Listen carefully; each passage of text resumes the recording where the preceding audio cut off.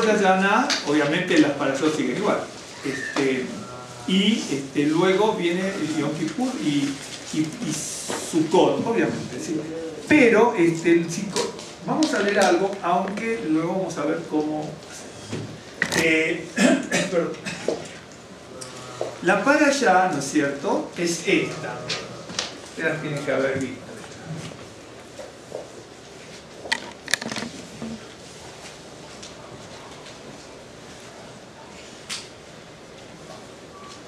Que me queda chiquito, no importa. Va, Ye, Vayele, Va, Yele.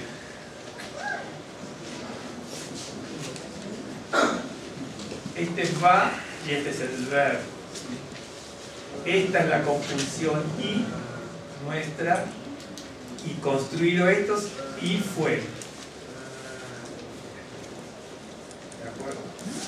Vayene significa y fue. Usted va a ver que dice y fue y sigue el texto, ¿no es cierto? Bien. Corresponde al verbo alaj.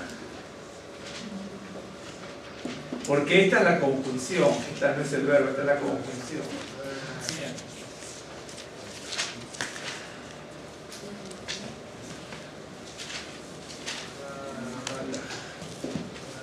El verbo es alaj. Con las construcciones obviamente son como yo camino, tú caminas, él camina. Y entra porque este verbo alaj significa ir, venir. Ambas significa ir o venir. Andar, caminar, pasar. También significa suceder, ocurrir. Y también significa morir.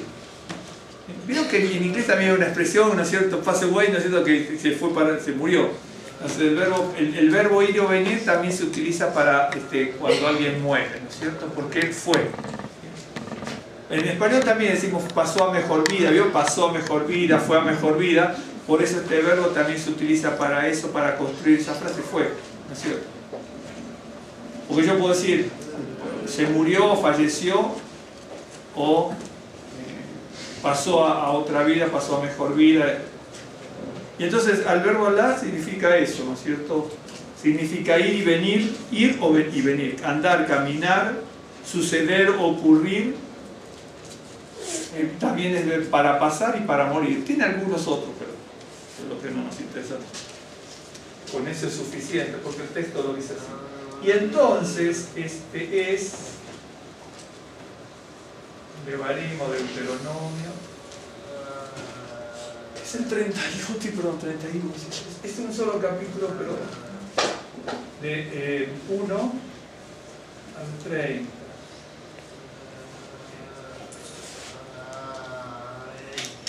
Ok, vamos a leer algo y después vamos a ver cómo hacemos para hacer una reflexión, una meditación, o estudiar también, porque uno tiene que estudiar, ¿no? Lo que es la Biblia.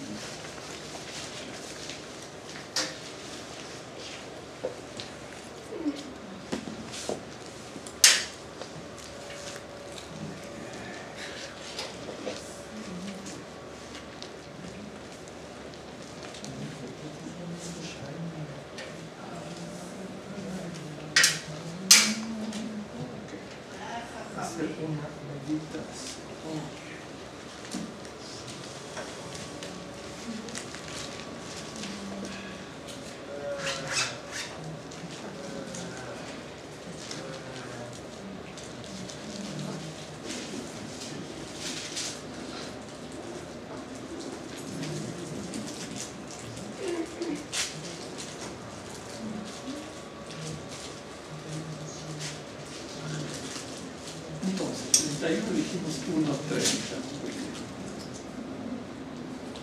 Estoy buscando una cosita y ya lo veo.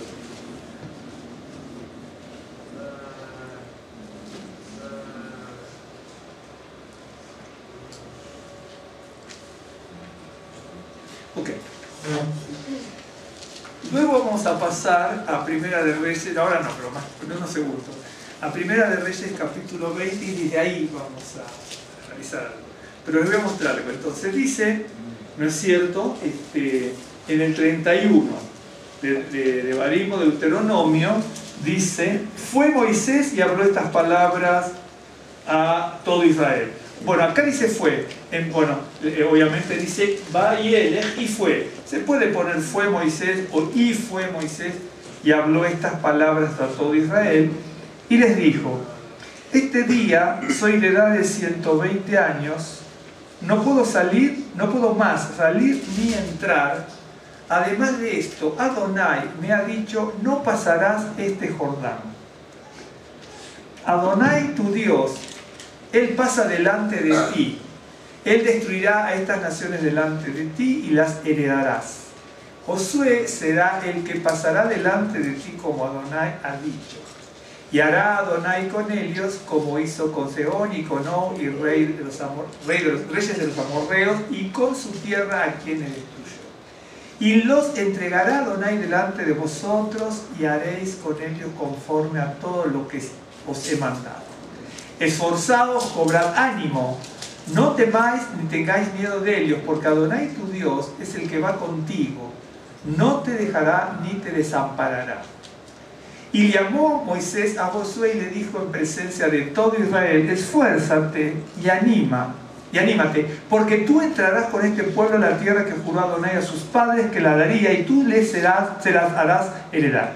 Y Adonai va delante de ti, Él estará contigo, no te dejará ni te desamparará, no temas ni te intimides. Y dice, escribió Moisés esta ley y la dio a los sacerdotes hijos de Leví que llevaban el arca del pacto de Adonai y a todos los ancianos de Israel. Y les mandó Moisés diciendo, al fin de cada año, cada 7 años, en el año de remisión, en la fiesta de los tabernáculos. Bueno, esto agrega, pero vamos a tomar desde aquí, para tener.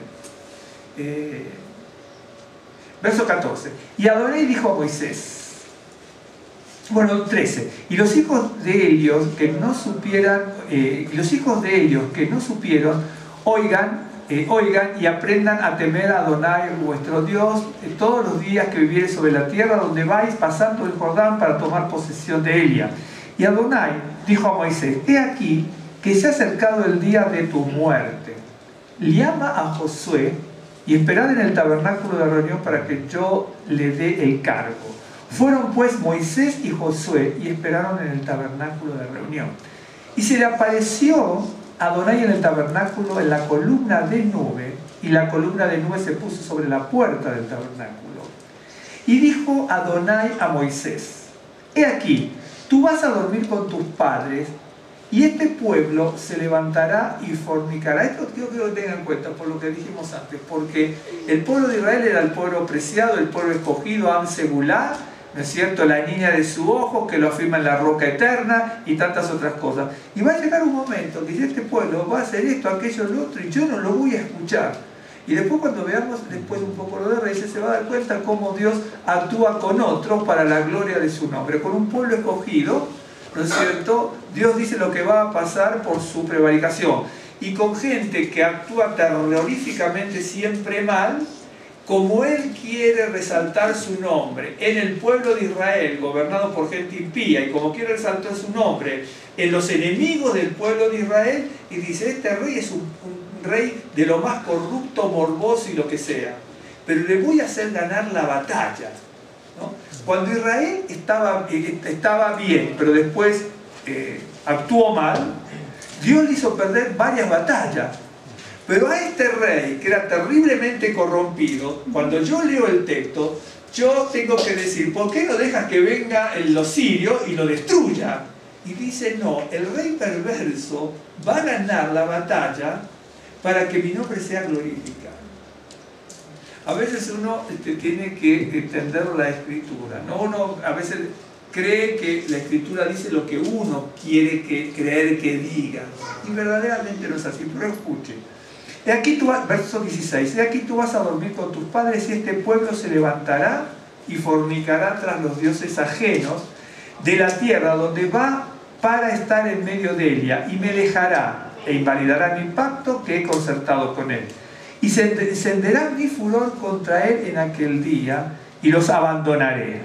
Y esconderé de ellos mi rostro y serán consumidos, y vendrán sobre ellos muchos males y angustias, y dirán en aquel día: ¿no me han venido estos males porque no está mi Dios en medio de mí? Pero ciertamente yo esconderé mi rostro en aquel día por todo el mal que ellos habrán hecho por haberse vuelto a dioses ajenos. Por eso le decía, después vamos a hablar del rey Acab. El rey Acab era lo peor de lo peor, ¿sí? ¿Se acuerdan? Hijo de hombre y todo. Y sin embargo, cuando vienen los enemigos a destruir a él y a todo Israel del norte, viene un profeta y dice: tú vas a ganar la batalla para que sepan quién es Adonai. Pero si yo estoy viendo la escritura, digo, ¿por qué no deja que vengan y lo destruya al rey, ¿no es cierto? Y después restaura al pueblo. Pero por eso le digo, las cosas de Dios son insondables. Después pasan cosas terribles acá. Pero, ¿no es cierto? Y humillado y avergonzado y muchas cosas más. Pero Dios es así. Las cosas de Dios son así. Dice verso 18: pero ciertamente yo esconderé mi rostro en aquel día por todo el mal que ellos habrán hecho por haberse vuelto a dioses ajenos. Ahora, pues, escribíos este cántico y enséñalo, el que va a venir después, ¿no? Que no lo vamos a ver porque es de la próxima. Y enséñalo a los hijos de Israel, ponlo en la boca de ellos para que este cántico me sea por testigo contra los hijos de Israel, porque yo los introduciré en la tierra que juré a sus padres, la cual fluye leche y miel, y comerán y se saciarán y engordarán. Y se volverán a dioses ajenos, ¿no es cierto? Y les servirán y se enojarán e invalidarán mi pacto. Y aquí no se habla de que el pueblo estuviese mal. Dice que el pueblo se iba a volver a dioses ajenos, ¿no es cierto? No por una necesidad de escasez, de pobreza, de mezquindad, sino que se iba a volver a dioses ajenos cuando estuviese satisfecho con salud, con benevolencia, con prosperidad, con dinero. Entonces, cuando uno tuviese todo eso, dice, se van a volver a dioses ajenos. Por eso le dice en otro pasaje: engordaste Yeshurú y te apartaste de mí. ¿No es cierto? Por eso hay un pasaje que dice: Señor, yo sé que otros, bueno, tomando otro pasaje, predican otras cosas en algunos lugares, pero en un momento le dice, José dice: Señor, dame lo justo, ¿no es cierto? ¿No es cierto? Para que pueda vivir, pero no me des de menos para que no robe. Es decir, Dios, el único que sabe la justa medida es el creador de todas las cosas, ¿no? Y dice: y cuando les vinieren muchos males y angustias, entonces este cántico responderá en su cara como testigo, pues será recordado por boca de sus descendientes. Porque yo conozco lo que se proponen de antemano antes que los introduzca en la tierra que juré darles. Fíjense que esta escritura tiene 3.200 años de escrito aproximadamente, año más, año menos, tal vez 3.100 pongamos. O sí, 3.100 años, un poquito menos, un poquito más. Y Moisés escribió este cántico aquel día y lo enseñó a los hijos de Israel. Y dio orden a Josué, hijo de Nun, y dijo: esfuérzate y anímate, pues tú introducirás a los hijos de Israel en la tierra que les juré, y yo estaré contigo. Y cuando acabó de Moisés de escribir las palabras de esta ley en un libro hasta concluirse, dio órdenes Moisés a los levitas que llevaban el arca del pacto de Adonai, diciendo: tomad este libro de la ley y ponedlo al lado del arca del pacto de Adonai nuestro Dios, y esté allí por testigo contra ti, porque yo conozco tu rebelión y tu dura cerviz. He aquí que aún viviendo yo, dice Moisés, con vosotros, hoy sois rebeldes a Adonai.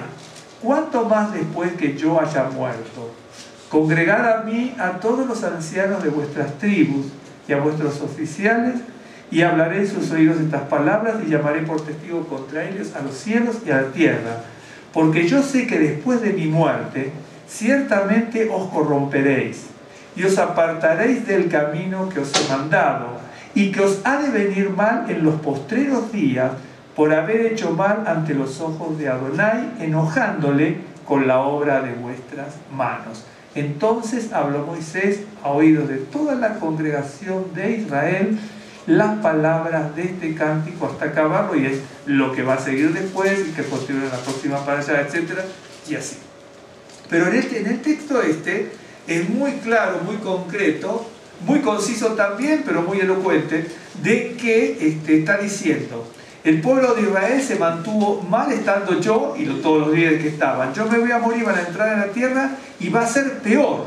Eso es lo que le está diciendo, va a ser peor. Yo no sé la cara que puede haber puesto Josué, porque una persona que va a tomar las riendas, el liderazgo, en tan grande empresa y tan grande mandamiento que le daba, ¿no es cierto? Y con todas las luchas que venían por delante, pobre Josué se tiene que haber medio caído de espalda, porque le estaba dando, el ánimo que le está dando, ¿no es cierto?, tendría que haber sido, que le tenía que dar sería distinto. Josué, este pueblo te va a ayudar, te va a responder, va a estar contigo, va a luchar las mejores batallas contigo, nos está diciendo va a ser peor.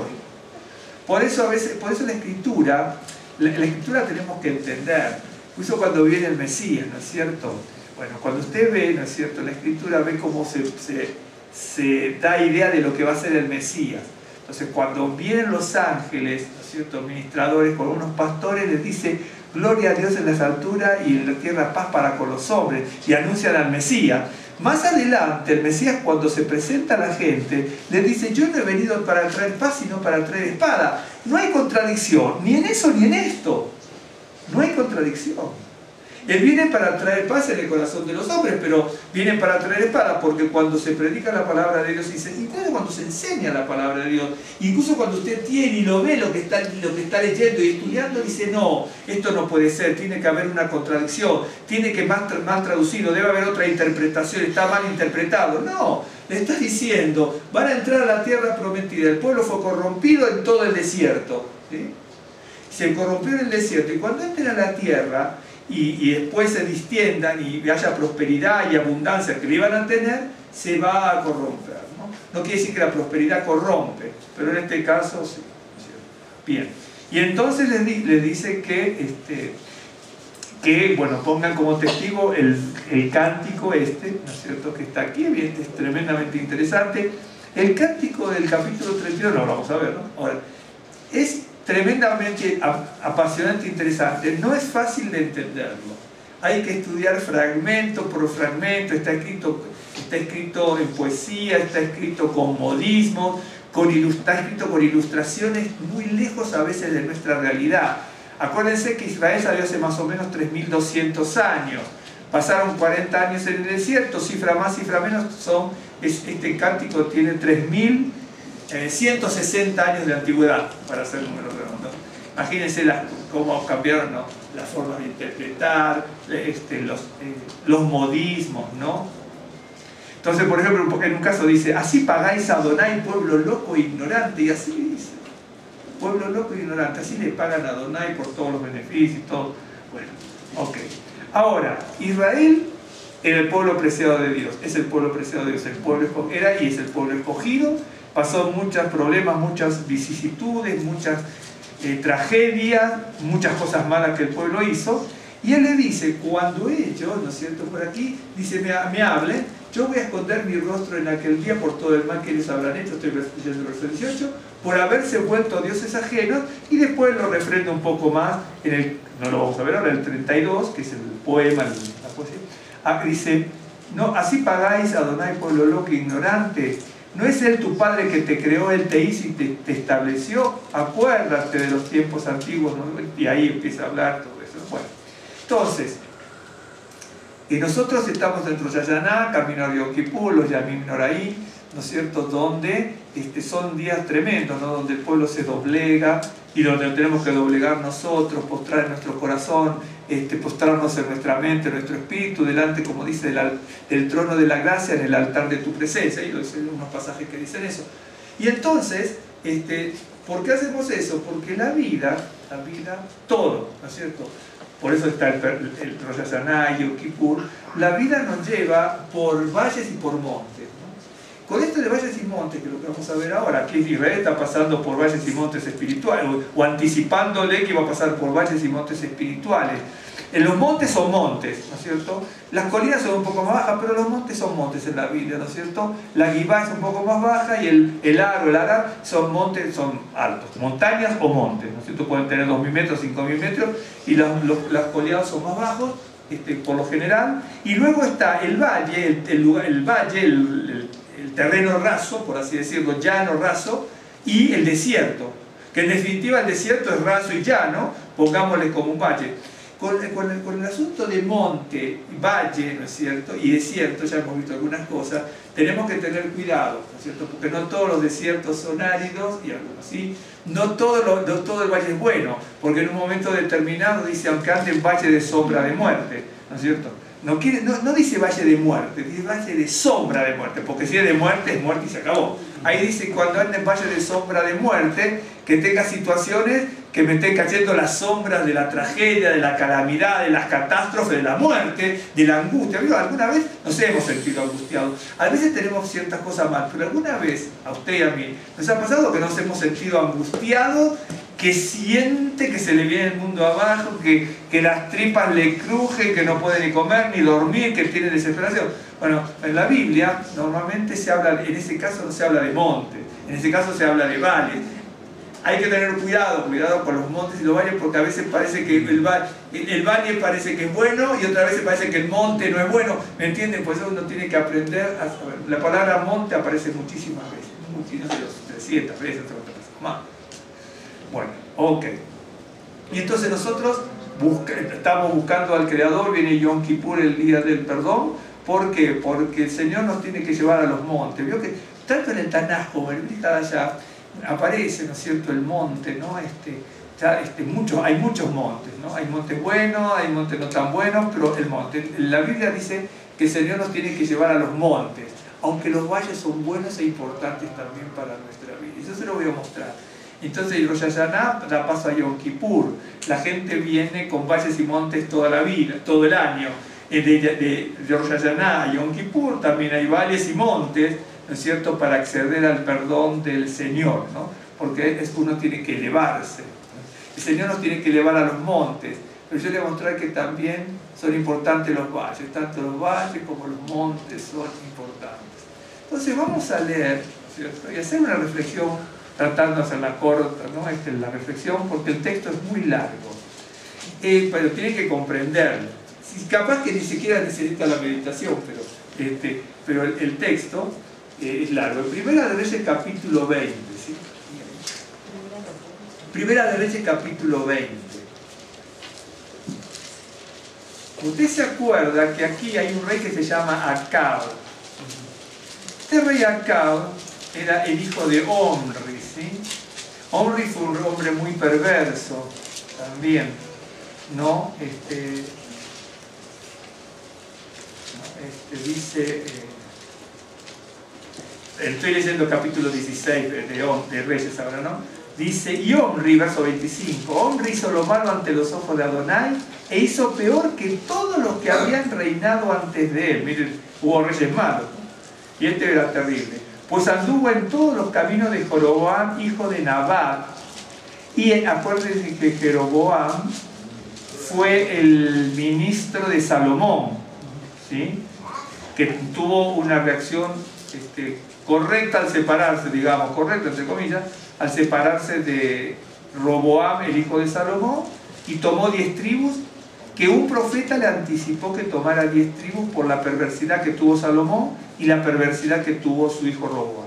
Ante esa perversidad del reino de Salomón y el inicio del reino de Roboam, un profeta viene y le dice a Jeroboam que Dios lo iba a bendecir grandemente si hacía todo lo que Dios le decía, y le iba a dar el reinado de las tribus, de las 10 tribus. Pero Jeroboam se corrompió terriblemente. Jeroboam primero, porque Jeroboam segundo está en la época del profeta Amós. Jeroboam primero se corrompió terriblemente, no hizo para nada lo que el profeta le dijo, y el profeta le dice, Dios te va a bendecir y prosperar y reinarás y y este se corrompió terriblemente, era terrible. Dice, nadie vaya a Jerusalén, vamos a poner altares desde Dan, que estaba en el norte hacia el sur, ¿no es cierto? Vamos a poner, antes de llegar a Judá, vamos a poner 2 altares, vamos a poner sacerdotes nuestros. Se corrompió terriblemente y así destruyó a Israel del norte.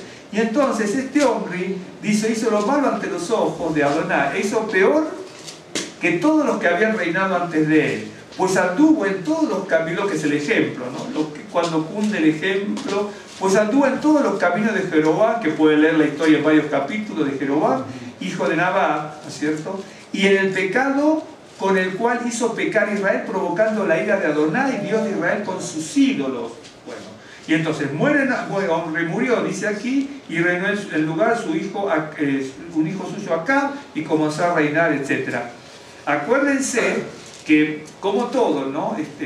No importaban las cosas de Dios, no importaban las cosas de Dios, pero a veces, ¿no es cierto?, Dios lo toca en algún caso. Cuando se enferma el hijo de Jeroboam, ¿no es cierto?, ella, ¿se acuerda usted?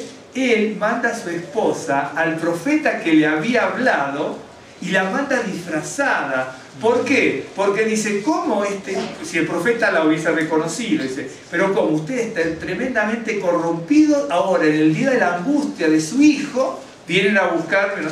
Pero el profeta se acuerda que ya había quedado ciego el profeta que anticipadamente, años antes, le dijo que Dios lo iba a bendecir grandemente. En ese momento, ya habían pasado muchos años, estaba ciego. Y entonces le dice, bueno, vete disfrazada. Bueno, no sé por qué era seguir disfrazada, si estaba ciego no le iba a reconocer. Pero estando ciego y viniendo disfrazada, por la voz, por lo que fuese, por el espíritu, el rúa, la reconoce, ¿no es cierto? Pero ahí es lo que le digo, ¿no? Que a veces nosotros actuamos de una manera, a veces bien, otras veces mal, otras veces peor. Pero cuando en algún momento hay algo que está destruyendo nuestras vidas, ahí buscamos a Dios de cómo fuese. Por eso le digo, a veces tendríamos que estar en los montes, pero en los montes del Señor, obviamente. Porque también los babilónicos hablaban de los montes. Por eso le digo, cuando uno lee la Biblia, tiene que saber qué es lo que está leyendo, de qué se trata, cuándo es un desierto de tal manera, cuándo es un valle de otra manera y cuándo es un monte diferente a otro monte. Uno tiene que aprender mucho. Bueno, entonces este hombre es el que le deja el legado a Acab, su hijo, cuando muere. Y aquí pasamos al capítulo 20. Ok. Presten bastante atención. Dice, entonces Ben-Hadad, rey de Siria, juntó a todo su ejército. Bien, déjenme ver una cosa. Voy a buscar aquí, anterior a 11 está. Bien.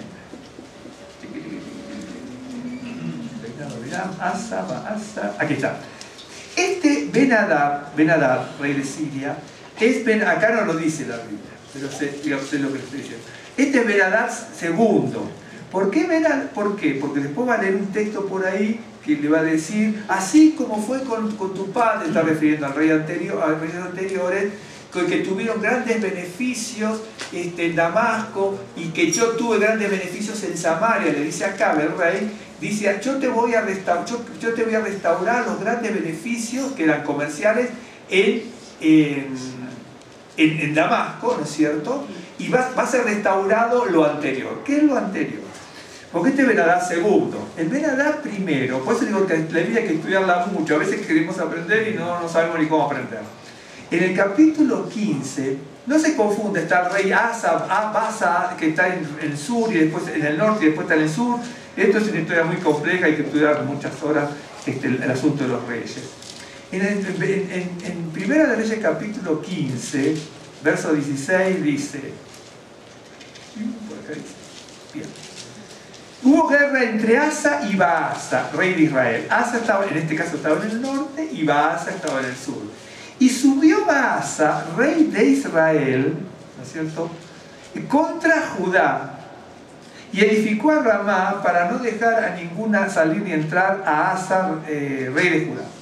Entonces tomó Asa toda la plata y el oro que había quedado en los tesoros de la casa de Adonai y los tesoros de la casa del rey, los entregó a sus siervos y los envió el rey Asa, que había invadido a Baasa, a Ben-Hadad, hijo de Tabrimón. Este Ben-Hadad, que hace el pacto con el rey, ¿no es cierto?, de Israel, este es Ben-Hadad primero, ¿de acuerdo? ¿Me están siguiendo? Para que usted vea cómo es la cosa. En un momento tenían guerra el rey de Israel, judío, rey de Israel del norte, con el rey del sur, que es también judío. Pero tenían guerras entre ellos. Y buscaban enemigos, o naciones vecinas, para asociarse con uno o con otro. A veces Israel se asociaba con uno en contra de Judá, y otras veces Judá se asociaba en contra de Israel. Esa es la lucha fratricida, la lucha entre hermanos. Pero la lucha entre hermanos ni siquiera la hacían entre ellos. Buscaban paganos, enemigos, para destruirse unos a otros. Usted tiene que leer la historia de Israel y conocerla, y es terrible. Entonces, este rey dice, no me importa a mí la casa de Adonai. Yo voy a buscar una asociación con el rey de Siria, en este caso era Ben-Hadad, pero no es el Ben-Hadad del capítulo 20, ¿de acuerdo? Este es Ben-Hadad segundo y este es Ben-Hadad primero. Okay. Y entonces, le dice, a mí no me importa la casa de Dios. Yo voy a tomar los bienes de la casa de Dios y voy a hacer una asociación con este rey Ben-Hadad primero. Acá no lo dice, no nos interesa, ¿no? Con este rey Ben-Hadad, ¿no es cierto?, para que de alguna manera vea que tengo buena voluntad, me someto a él, le doy bienes, y cuando exista otro contratiempo, no solamente con Judá, que exista otro contratiempo con otra nación vecina, se va a asociar. Y esto lo va a heredar Acab, porque en definitiva Acab era hijo de Omri, pero Dios cuando dice tu padre tal, no es tu padre, es que el propio de repente pasan 200 años y dice tu padre David, como después de 200 años tu padre no es tu padre, pero se habla así en hebreo, es tu padre, ¿no? Entonces ya sabemos, ¿me está siguiendo? Para que conozca el esquema de la escritura. A veces no conocemos, o leemos el Siduro que está muy bien, o leemos otra cosa, cantamos otra, pero tenemos que conocer el esquema de la escritura. Okay. Algún día vamos a hablar de Asa, Baasa, cómo se intercambian las cosas, pero tal vez no, habría que acertar junto con la para allá para hacer eso. Entonces Ben-Hadad, rey de Siria, ¿sí?, juntó a todo su ejército y con él a 32 reyes, con caballos, carros, y subió y sitió a Samaria. Bien, y la combatió. Y aquí, hay 3 veces que manda consejeros, mensajeros, ¿no es cierto?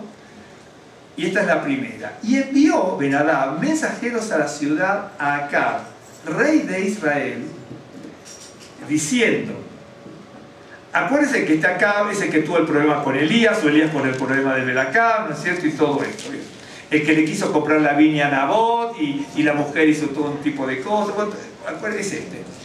Y envió mensajeros, en primera instancia de las 3, a Acab, rey de Israel, diciendo, así ha dicho Ben-Hadad, tu plata y tu oro son míos. Les aclaro algo.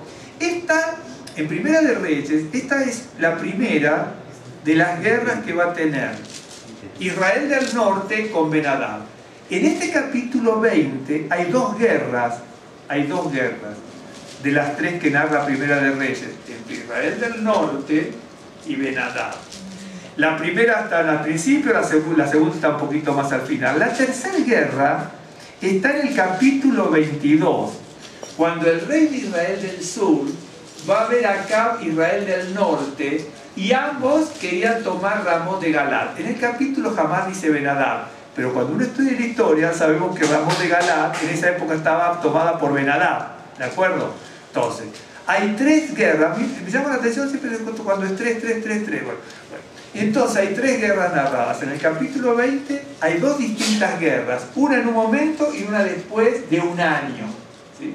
La tercera guerra está en el capítulo 22, cuando se acuerda que él dice, ve tú, Josafat, ve tú vestido como rey, yo voy vestido disfrazado, vamos a tomar Ramot de Galad, ¿sí? Bueno, esa es la tercera guerra de las 3 que Primera de Reyes narra muy bien, muy atinadamente, entre lo que es Siria y el pueblo de Israel en guerra. Bien. Y entonces envió mensajeros a la ciudad, verso 2, a Acab, rey de Israel, diciendo, así ha dicho Ben-Hadad. ¿Cierto? Los consejeros le dicen esto, los consejeros de Ben-Hadad le dicen esto a Acab. Tiene otra palabra, decir mensajero, aquí no me sale, bueno, ni importa. Dice, tu plata y tu oro son míos, y tus mujeres y tus hijos hermosos son míos. Presta atención.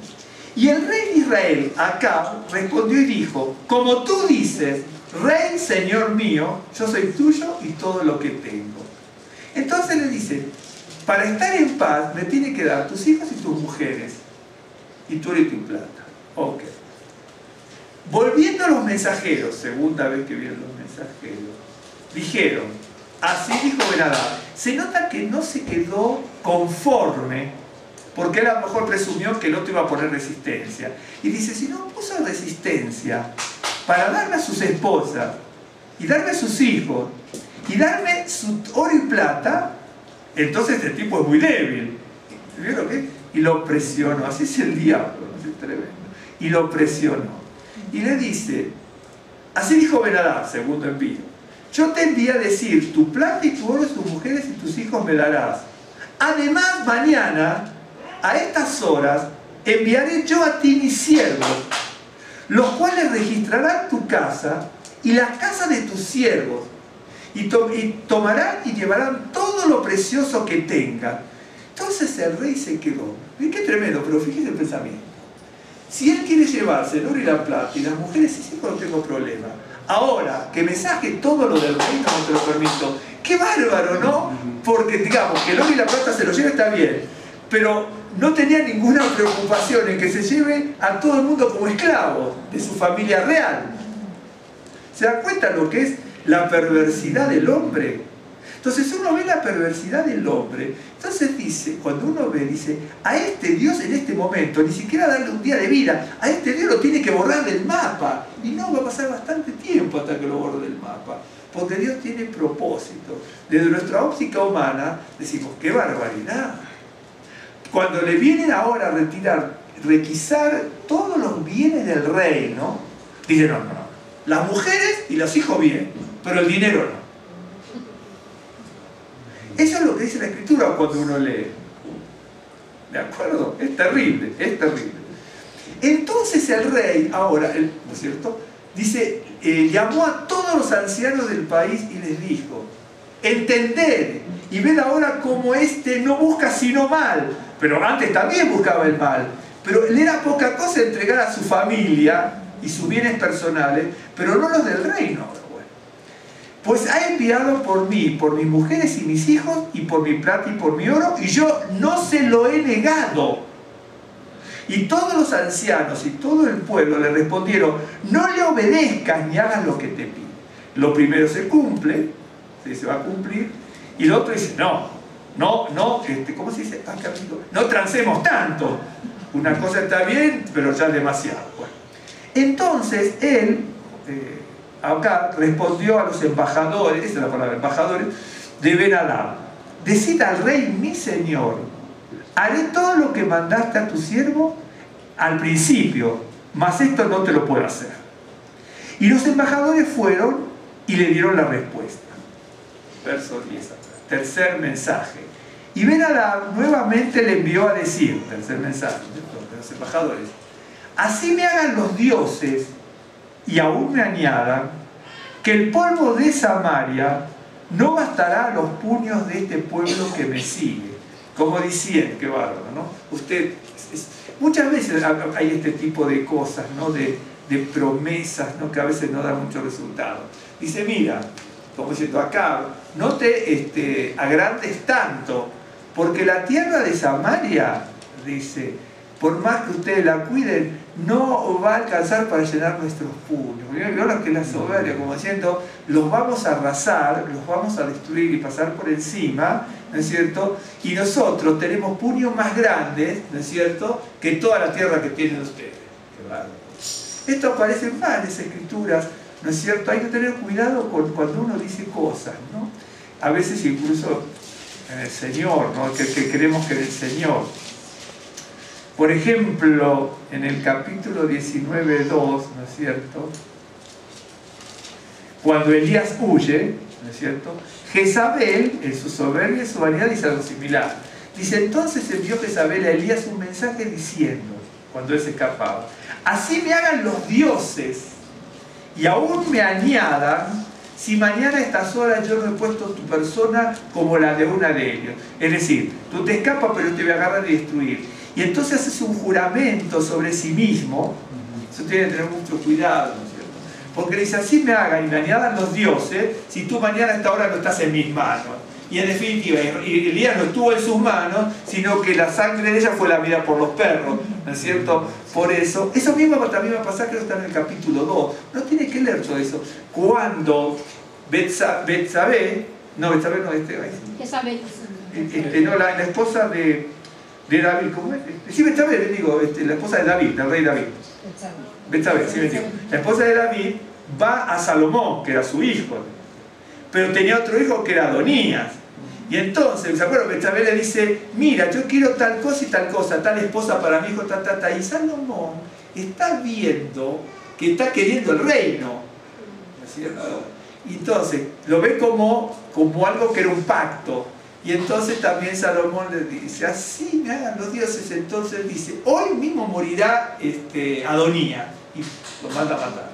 Aquí no andaban con vueltas, ¿no? También siempre te va a ver cuando alguien quiere hacer algo, así me hagan, ¿no? Bueno, por eso hay que tener mucho cuidado, porque habían hecho, se nota que Betsabé quería, Betsabé quería que su hijo Adonías, ¿no es cierto?, fuese el rey, no Salomón. ¿De acuerdo? Y uno tiene que aprender toda esa historia, porque uno va recorriendo un pasaje, va recorriendo otro, y va teniendo un panorama muy amplio de la historia, y de ahí donde uno saca las conclusiones espirituales también. Y entonces le dice, mira, aquí no vengas con órdenes, ¿no es cierto? Como alguna vez alguien dijo en su casa, no hombre, no, dice, en mi casa se hace lo que yo obedezco. En mi casa se hace lo que yo obedezco, ¿no? Pensaba distinto. En mi casa se hace lo que yo obedezco. Entonces, claro, sí, eso para que vean que no es tanto machismo en este mundo. Claro, en mi casa se hace lo que yo obedezco. Y entonces, aquí le dice, mira tú, no actúe de tal manera porque nuestras manos son poderosas como para tomar la tierra de Israel, y toda la tierra de Israel va a sobrar en nuestras manos. Dice, qué bárbaro.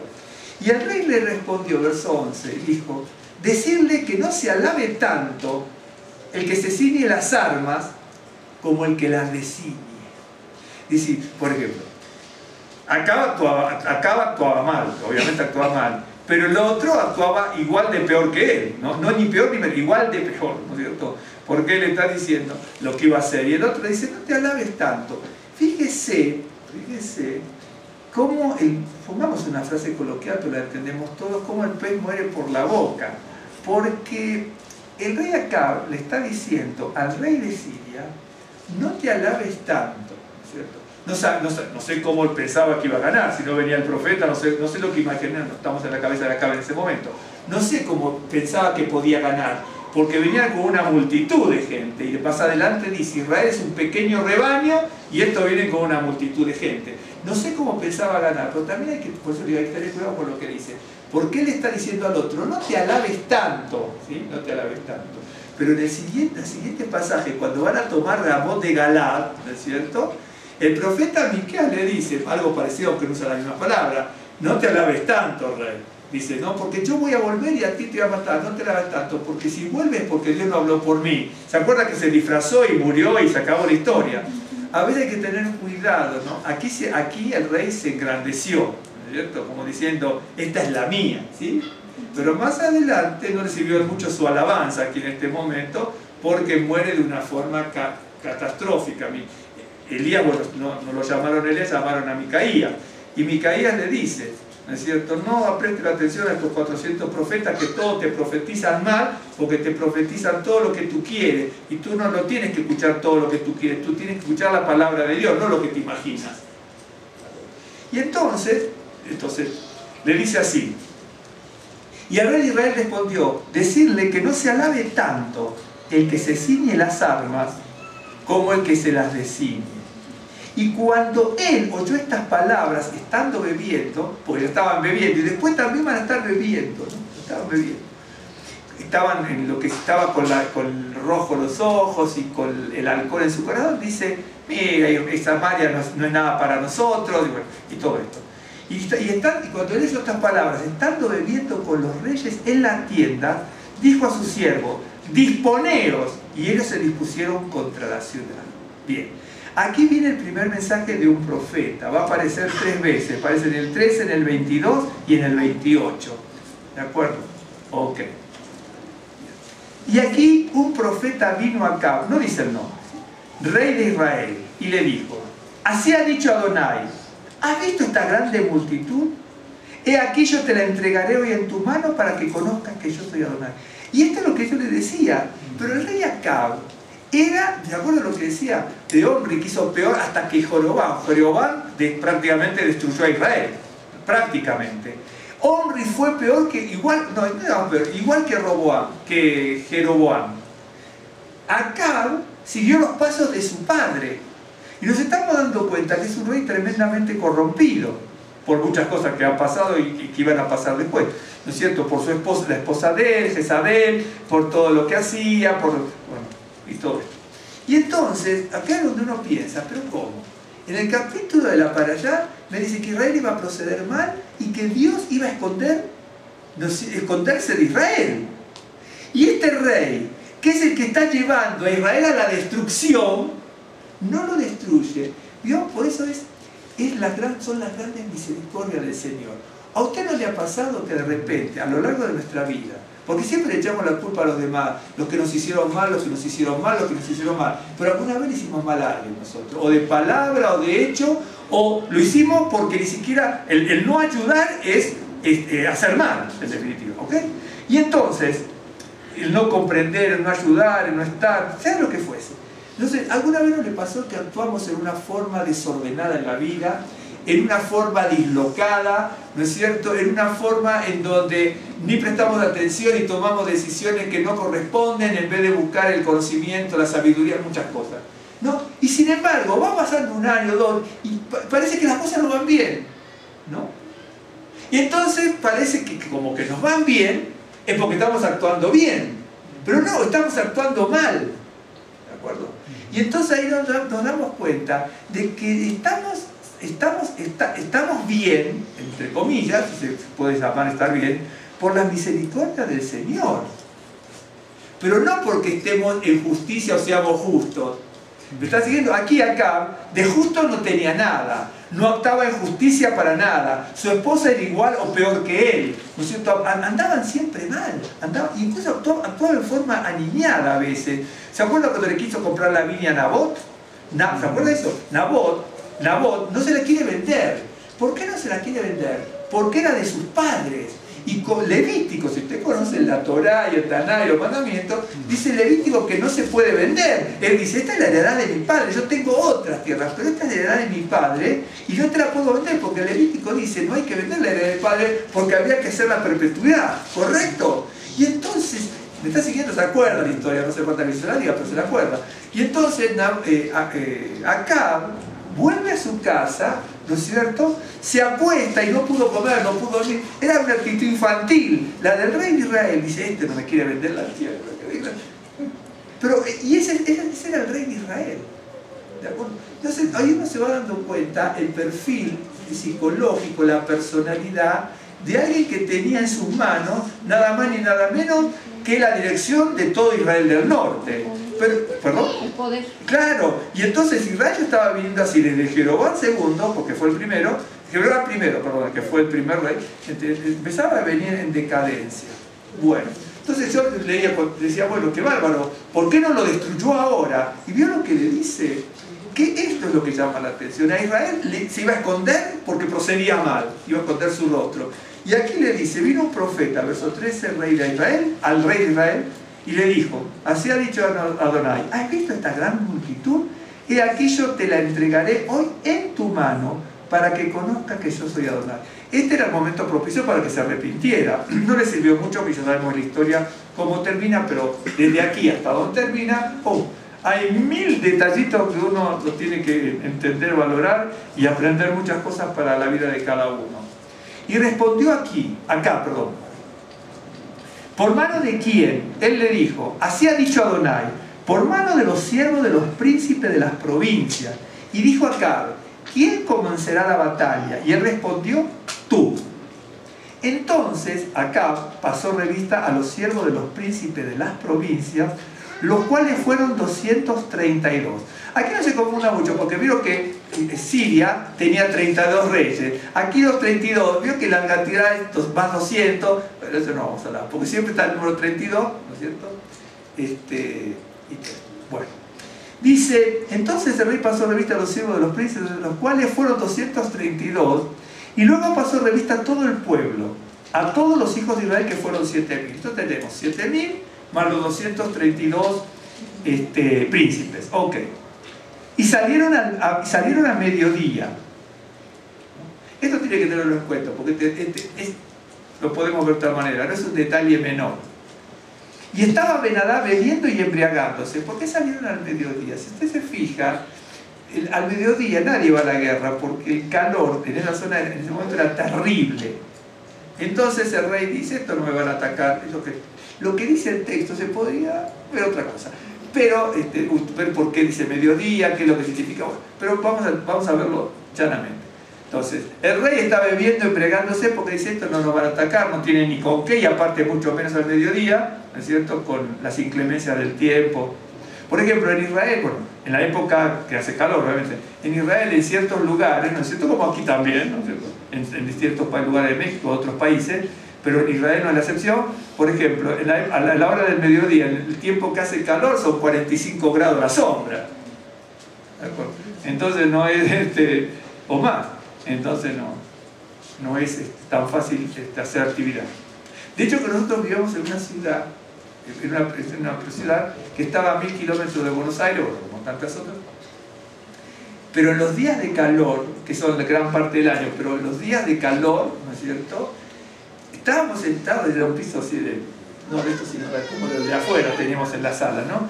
Y nos sentábamos en short con todas las piernas y 2 ventiladores o 3 ventiladores, porque era un calor que deprimía, hacía 40 grados a la sombra, pero es el calor que lo deprime, que uno se está sintiendo deprimido. Debe ser por la deshidratación, por la presión atmosférica, por lo que fue. ¿Te acuerdas tú? Y aquí también en México hay tantos lugares. Una vez fuimos a Miacatlán, nosotros no pudimos dormir en Miacatlán. No pudimos dormir, no dormimos, nos quedamos sentados. Se ponía en el colchón, parecía fuego el colchón aquí. Era fuego, y de noche estamos hablando, ¿no? Y un señor de por ahí me dice, no, aquí la gente se acostumbra, me imagino que sí, porque hay tanta gente que vive ahí también, ¿no? Pero Miacatlán, creo que muchos de ustedes conocen, o por lo menos lo digo, haber estado ahí, era un calor de noche, que estábamos en la ventana, así, y no nos pudimos acostar. Parecía fuego del colchón, fuego del colchón. Y esto que era de noche. Por eso le digo, hice al mediodía. Bueno. Y estaba Ben-Hadad bebiendo y embriagándose en las tiendas. Él y los reyes, los 32 reyes que habían venido en su ayuda. Después le va a decir, ya no peleen los reyes, peleen otros. Le va a decir, los siervos. Y los siervos de los príncipes de las provincias salieron los primeros, ¿no es cierto?, que eran los 32. Y Ben-Hadad había enviado quien le dio aviso diciendo, han salido hombres de Samaria. Él, ¿no es cierto?, entonces dijo, Ben-Hadad, si han salido por paz, tomadlos vivos. Y si han salido para pelear, tomadlos vivos. Así, para que vean cómo era la cosa. Salieron pues de la ciudad los siervos de los príncipes de las provincias, y en pos de ellos el ejército. Y mató cada uno al que venía contra él, y huyeron los sirios, y siguiéndoles los de Israel. Y el rey de Siria, Ben-Hadad, se escapó en un caballo con alguna gente de caballería. Y salió el rey de Israel e hirió la gente de a caballo y los carros, y deshizo a los sirios causándoles gran estrago. Bien, la primera batalla la ganaron. Viene por segunda vez el profeta. Vino luego el profeta al rey de Israel y le dijo, ve, fortalécete y considera y mira lo que hagas, porque pasado un año el rey de Siria vendrá contra ti. Esta va a ser la segunda batalla entre Ben-Hadad y Acab, porque la otra está en el capítulo cuando van a tomar Ramot de Galat, y esa será la tercera y la última. Dice, ve, fortalécete y considera y mira lo que hagas, porque pasado un año el rey de Siria vendrá contra ti. Y los siervos, y aquí prestemos atención, ¿no? Este es el núcleo del capítulo, es el núcleo. Los siervos del rey de Siria le dijeron, sus dioses son dioses de los montes, por eso nos han vencido. Mas si peleáramos con ellos en la llanura o en el valle, es lo mismo, ¿no es cierto? En este caso, se verá si no los vencemos. Haz pues así, saca a los reyes cada uno de su puesto. Eran 32 reyes, sácalos. Le dicen los consejeros, los analistas de guerra. Y pon capitanes en lugar de ellos. Y tú, le dicen al rey, fórmate otro ejército como el ejército que perdiste, caballo por caballo, carro por carro. Luego pelearemos con ellos en campo raso. Y veremos si no los vencemos. Y él le dio oído y lo hizo así. Pasado un año, Ben-Hadad pasó revista al ejército de los sirios y vino a Afec para pelear contra ellos. Los hijos de Israel fueron también inspeccionados y tomando provisiones fueron al encuentro de ellos y acamparon los hijos de Israel delante de ellos. Déjame buscar una cosa rápidamente, que pongo esto aquí. Una razón. Bien. Voy a mostrar algo. Que seguir. Después vamos a volver un poquitín atrás y vamos a terminar.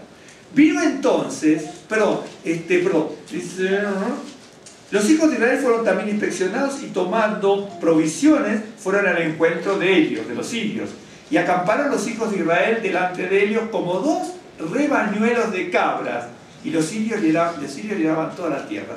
Quiere decir que el pueblo de Israel, si bien tenía un ejército, se veían como un pequeño rebaño y los otros eran una multitud. Ahora viene por tercera vez el profeta de Israel, ¿sí? De las tres. Después va a aparecer una cuarta, pero por otro motivo, para decirle que iba a morir. Vino entonces el varón de Dios al rey de Israel y le habló diciendo: así dijo Adonai, por cuanto los sirios han dicho, Adonai es Dios de los montes y no Dios de los valles, yo entregaré toda esta multitud en tu mano para que conozcáis que yo soy Adonai. ¡Qué tremendo! En la primera dice, vas a ganar tú, dice, para que tú conozcas que Adonai es el Señor. Pero ahora, ¿vieron el impacto este? Ahí está el núcleo en el capítulo, el verso 23. Le dices, miren lo que es la mentalidad, ¿no es cierto?, en este caso pagana, y la minimización. Porque en la Biblia aparecen toneladas de veces la expresión monte. Muchas veces la expresión monte no es monte. A veces la expresión monte es ciudad. Nada más que hay que entender cuando en un lugar monte significa ciudad, cuando monte significa un líder, cuando monte significa otra cosa. Uno tiene que aprender muy bien eso, porque si no, no entiende por dónde anda la cosa. En la Biblia aparece, ¿no es cierto?, hay muchos casos. Por ejemplo, no lo busque usted, en Deuteronomio 33:15, el monte significa eternidad. En Isaías 54:10, el monte significa estabilidad y permanencia. En Jeremías 13:16, los montes significan dificultades y peligros de la vida que tenemos que enfrentar. En Zacarías 4:13, ¿no es cierto?, 4:7, perdón, significa obstáculos que aparentemente, ¿no es cierto?, son insalvables, ¿no es cierto? Incluso en el Nuevo Pacto aparece muchas veces, ¿no es cierto? Uno tiene que saber qué es lo que es cada cosa. Le voy a mostrar una cita. No vamos a tardar mucho. Por ejemplo, en el Mateo 21:21, respondiendo Yeshua les dijo: de cierto os digo que si tuviereis fe y no dudareis, no solo haréis esto de la higuera, sino que si a este monte dijeres quítate y échate en el mar, será hecho. Y todo lo que pidierais en oración será hecho. Ahora, ¿qué está diciendo aquí? Monte. Sabemos que en el judaísmo, y Yeshua sabe lo que es, decir a un monte que se pase de un lado a otro significa que cuando ora, aquí el monte es un problema. Es decir, tengo un problema, vamos a orar para que este problema salga de la órbita de mi vida, de mi familia, de mi salud, de mi casa, de mi congregación. Pásate de un lado a otro. Porque yo entiendo que a lo mejor Dios puede hacer cualquier cosa y a lo mejor un monte de aquí en México dice, pásate de un momento que sea muy especial, se va a pasar el monte de tierra. Pero aquí no es eso. Aquí monte significa problemas. De hecho, que en el judaísmo está, cuando uno va a un rabino muy sabio, que los que había en Israel, en algún caso aparece en el Talmud, mirad, le dice, ve al rabino removedor de montañas. Por eso Yeshua toma el ejemplo, porque en el judaísmo está. Rabino removedor de montañas, que puede ser cualquier persona removedor de montañas, significa alguien que tiene sabiduría, conocimiento, para aconsejar y decir, bueno, acá está el problema, bueno, hay que hacer esto, hay que hacer aquello. Eso es el removedor de montañas.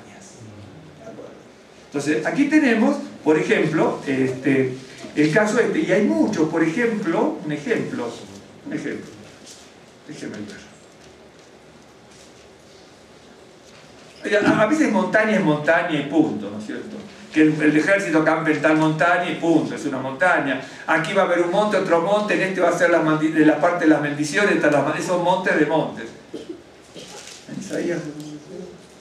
Por ejemplo, Isaías 2.2 dice: acontecerá en los postreros de los tiempos que será confirmado el monte de la casa de Adonai como cabeza de los montes. Bien. Y será exaltado sobre los collados y correrán a él todas las naciones. Bien. Aquí ya monte significa como ciudad. Es decir, acontecerá en los postreros, si vienen los montes, acontecerá en los postreros de los tiempos que será confirmado la ciudad de la casa de Adonai, que estaba en el monte. ¿Me entiende? Ahí ya se estaba refiriendo al lugar. ¿Me está siguiendo? Y así uno lo va viendo. En este caso, ¿no es cierto?, habla del monte de la casa del Señor. O por ejemplo, hay tanto, como yo le decía, les mostré 3 o 4 o 5, ¿no? Por ejemplo, tienen que ir viendo, es maravilloso. Por eso le dice, si usted recorre la historia del judaísmo, montes y collados, ¿no? ¿Quién subirá al monte santo, por ejemplo, ¿no? Claro, o por ejemplo, cuando le dice, creo que es Deuteronomio, ahora no me acuerdo, pero por ahí andan, sí. Deuteronomio, creo que es Deuteronomio 8, pero no importa. Cuando le dice, mira que te hice andar por un desierto, el desierto es llano, es raso, pongamos como un valle, ¿sí? Porque es raso y llano. Y dice, te hice andar por el desierto con escorpiones y esto, aquello, lo otro, ¿de acuerdo? Entonces, ¿qué ocurre? En el judaísmo, cuando se va a hacer estas comparaciones, y entonces le dice, ustedes pelean en el monte y nos ganan, porque estaban asociando a Israel con el Dios del monte. ¿Quién subirá al monte santo? Confirmaré este lugar. Deuteronomio 3, del 33 decía, esto es eterno y permanente, otro dice estabilidad. A veces es problema. Entonces le dice, como se hablaba del Dios del monte, bueno, del monte de Dios, ¿no es cierto? No del Dios del monte, sino del monte de Dios, le dice, ustedes ganan porque pelean en los montes, y su Dios es solamente Dios de montes. Pero después uno se va a dar cuenta que Dios está en la Biblia, que no es solamente Dios de monte, sino también Dios de valles. El valle puede ser el valle de sombra de muerte, hay otros valles que son malos también, hay valles buenos y hay valles malos, según como uno lo mire. Por ejemplo, dice, te hice andar en el desierto con escorpiones. Entonces el pueblo de Israel, y ellos también, los paganos, decían, le vamos a pelear en el valle. ¿Por qué? El valle está asociado, ¿no es cierto? Vio que la Escritura dice siempre, en muchos pasajes, dice que había que subir al monte, ¿no es cierto?, al monte del Señor. ¿Quién subirá al monte santo? Entonces, uno tiene que subir a esa altura. Dice, hay un salmo que dice, atravesando el valle de Bajá lo cambian en fuente cuando la lluvia llena los estanques. Irá de poder en poder, verán a Dios en Sión, ¿no es cierto? Ahora ese de poder en poder se puede traducir como de altura en altura, de subida en subida, ¿no es cierto?, porque estaban subiendo a Jerusalén. Y entonces, irán de poder en poder, ¿no es cierto?, de altura en altura, porque Dios quiere que vayamos a las alturas, y a las alturas, y a las alturas. Ok, porque quiere subir. Pero ¿qué pasa cuando estamos en el valle? Entonces esta gente, conociendo la historia de Israel, no era el único, porque Babilonia también habla de montes, pero no nos interesa ahora meternos porque si no terminamos más. Dice, Babilonia también hablaba de eso. Y entonces, estos tienen el monte de Jerusalén, el monte de Sion, el monte de aquello, el Dios del monte, el monte de Dios y todo esto, que peleen en el valle. El valle, entonces para el judío, en este caso, podría ser asociado con valle de sombra de muerte. Aunque ahí dice, aunque ande en valle de sombra de muerte, no temeré. Cuando estuvieron en el desierto, que también es lugar llano, raso, le dicen, déjenme ver, parece que no. Déjenme ver si es acierto, y si no acierto lo buscamos después. Esperemos. 8, 13, 8, 14, 8, 15. 8, 15 de Deuteronomio, de Barín. Dice, bueno, a ver si viene antes. No, desde el verso 11. Cuídate de no olvidarte de Adonai, tu Dios, para cumplir sus mandamientos, sus decretos, sus estatutos que yo te ordeno hoy.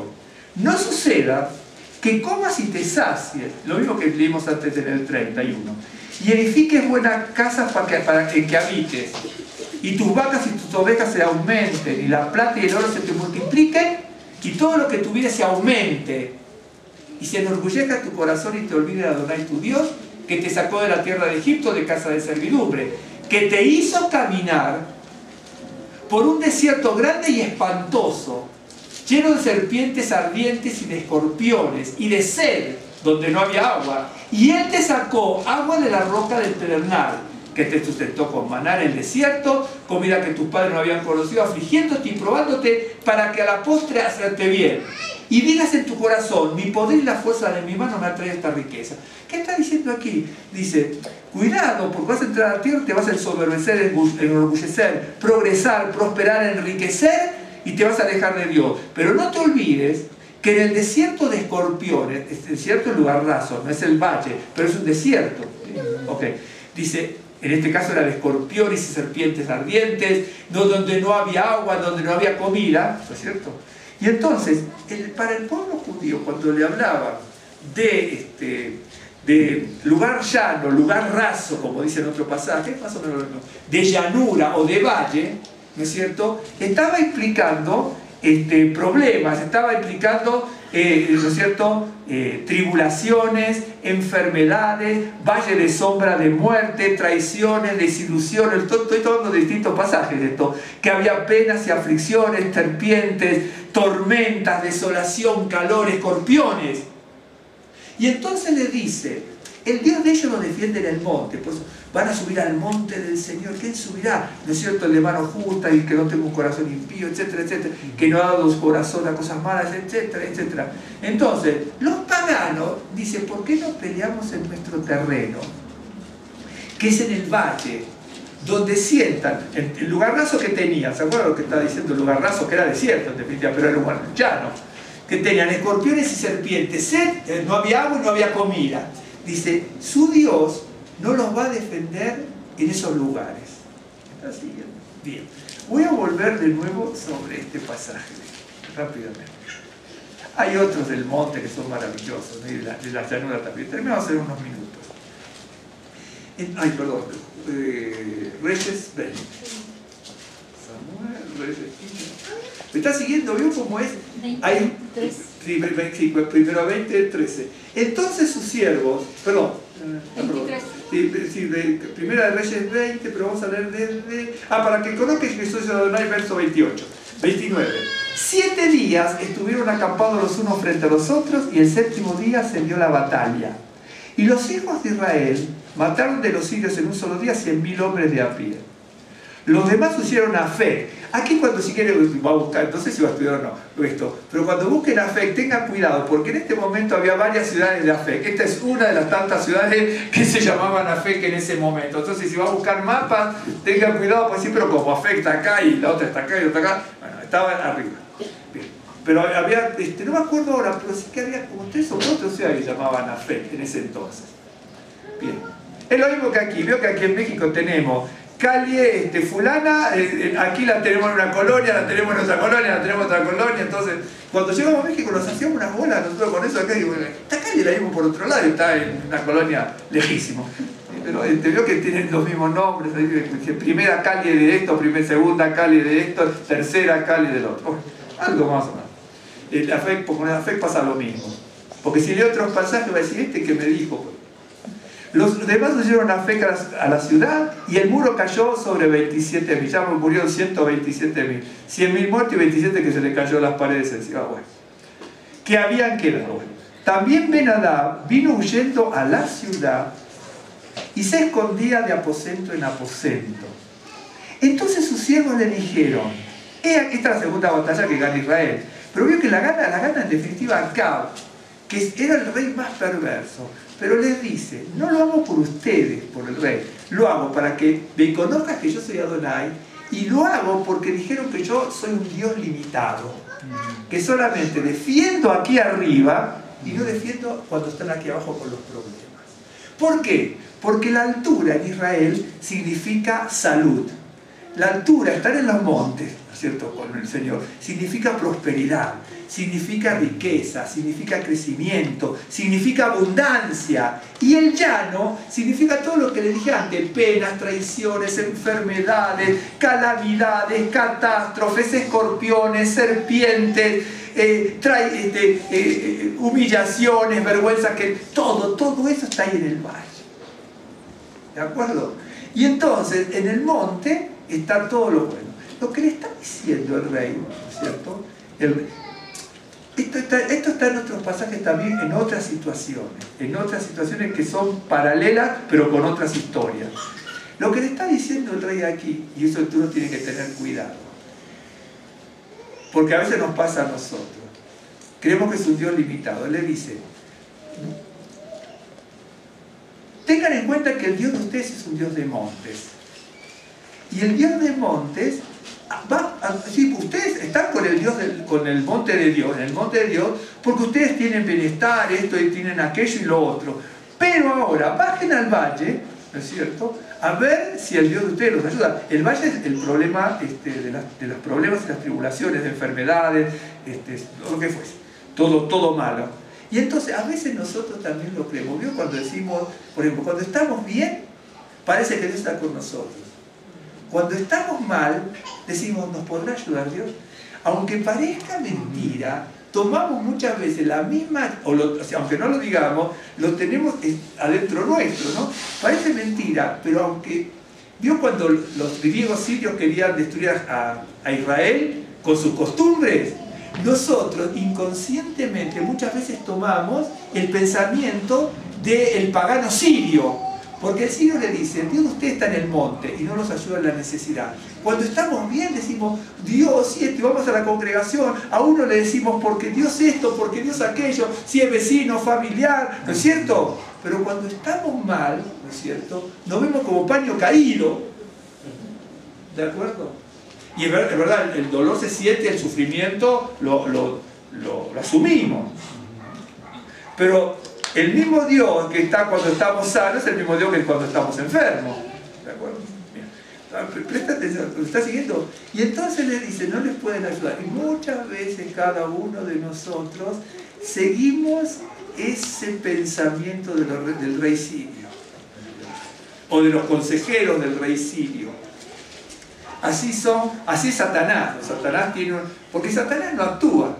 Él actúa a través de sus potestades, gobernadores de las tinieblas, huestes de maldad en las regiones celestes, incluso de los demonios. Satanás actuó directamente, en la vida actuó 2 veces.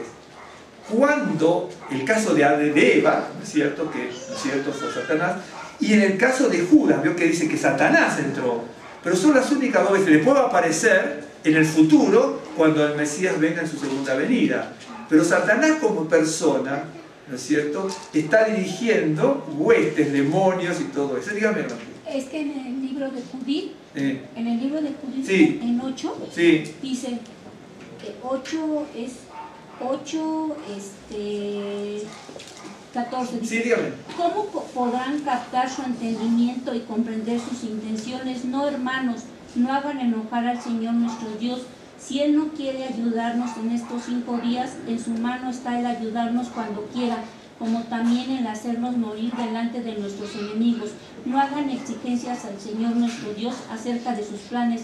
Él no cede ante las amenazas ni ante las exigencias, como si fuera un hombre. Cuando hubo una... Sí, yo me acuerdo, una vez, hace mucho comentamos eso. Yo me acuerdo que en una historia que estuvimos contando con Extra Bíblicos, habíamos comentado eso de Judith. Creo que lo comentamos cuando fue Hanukkah.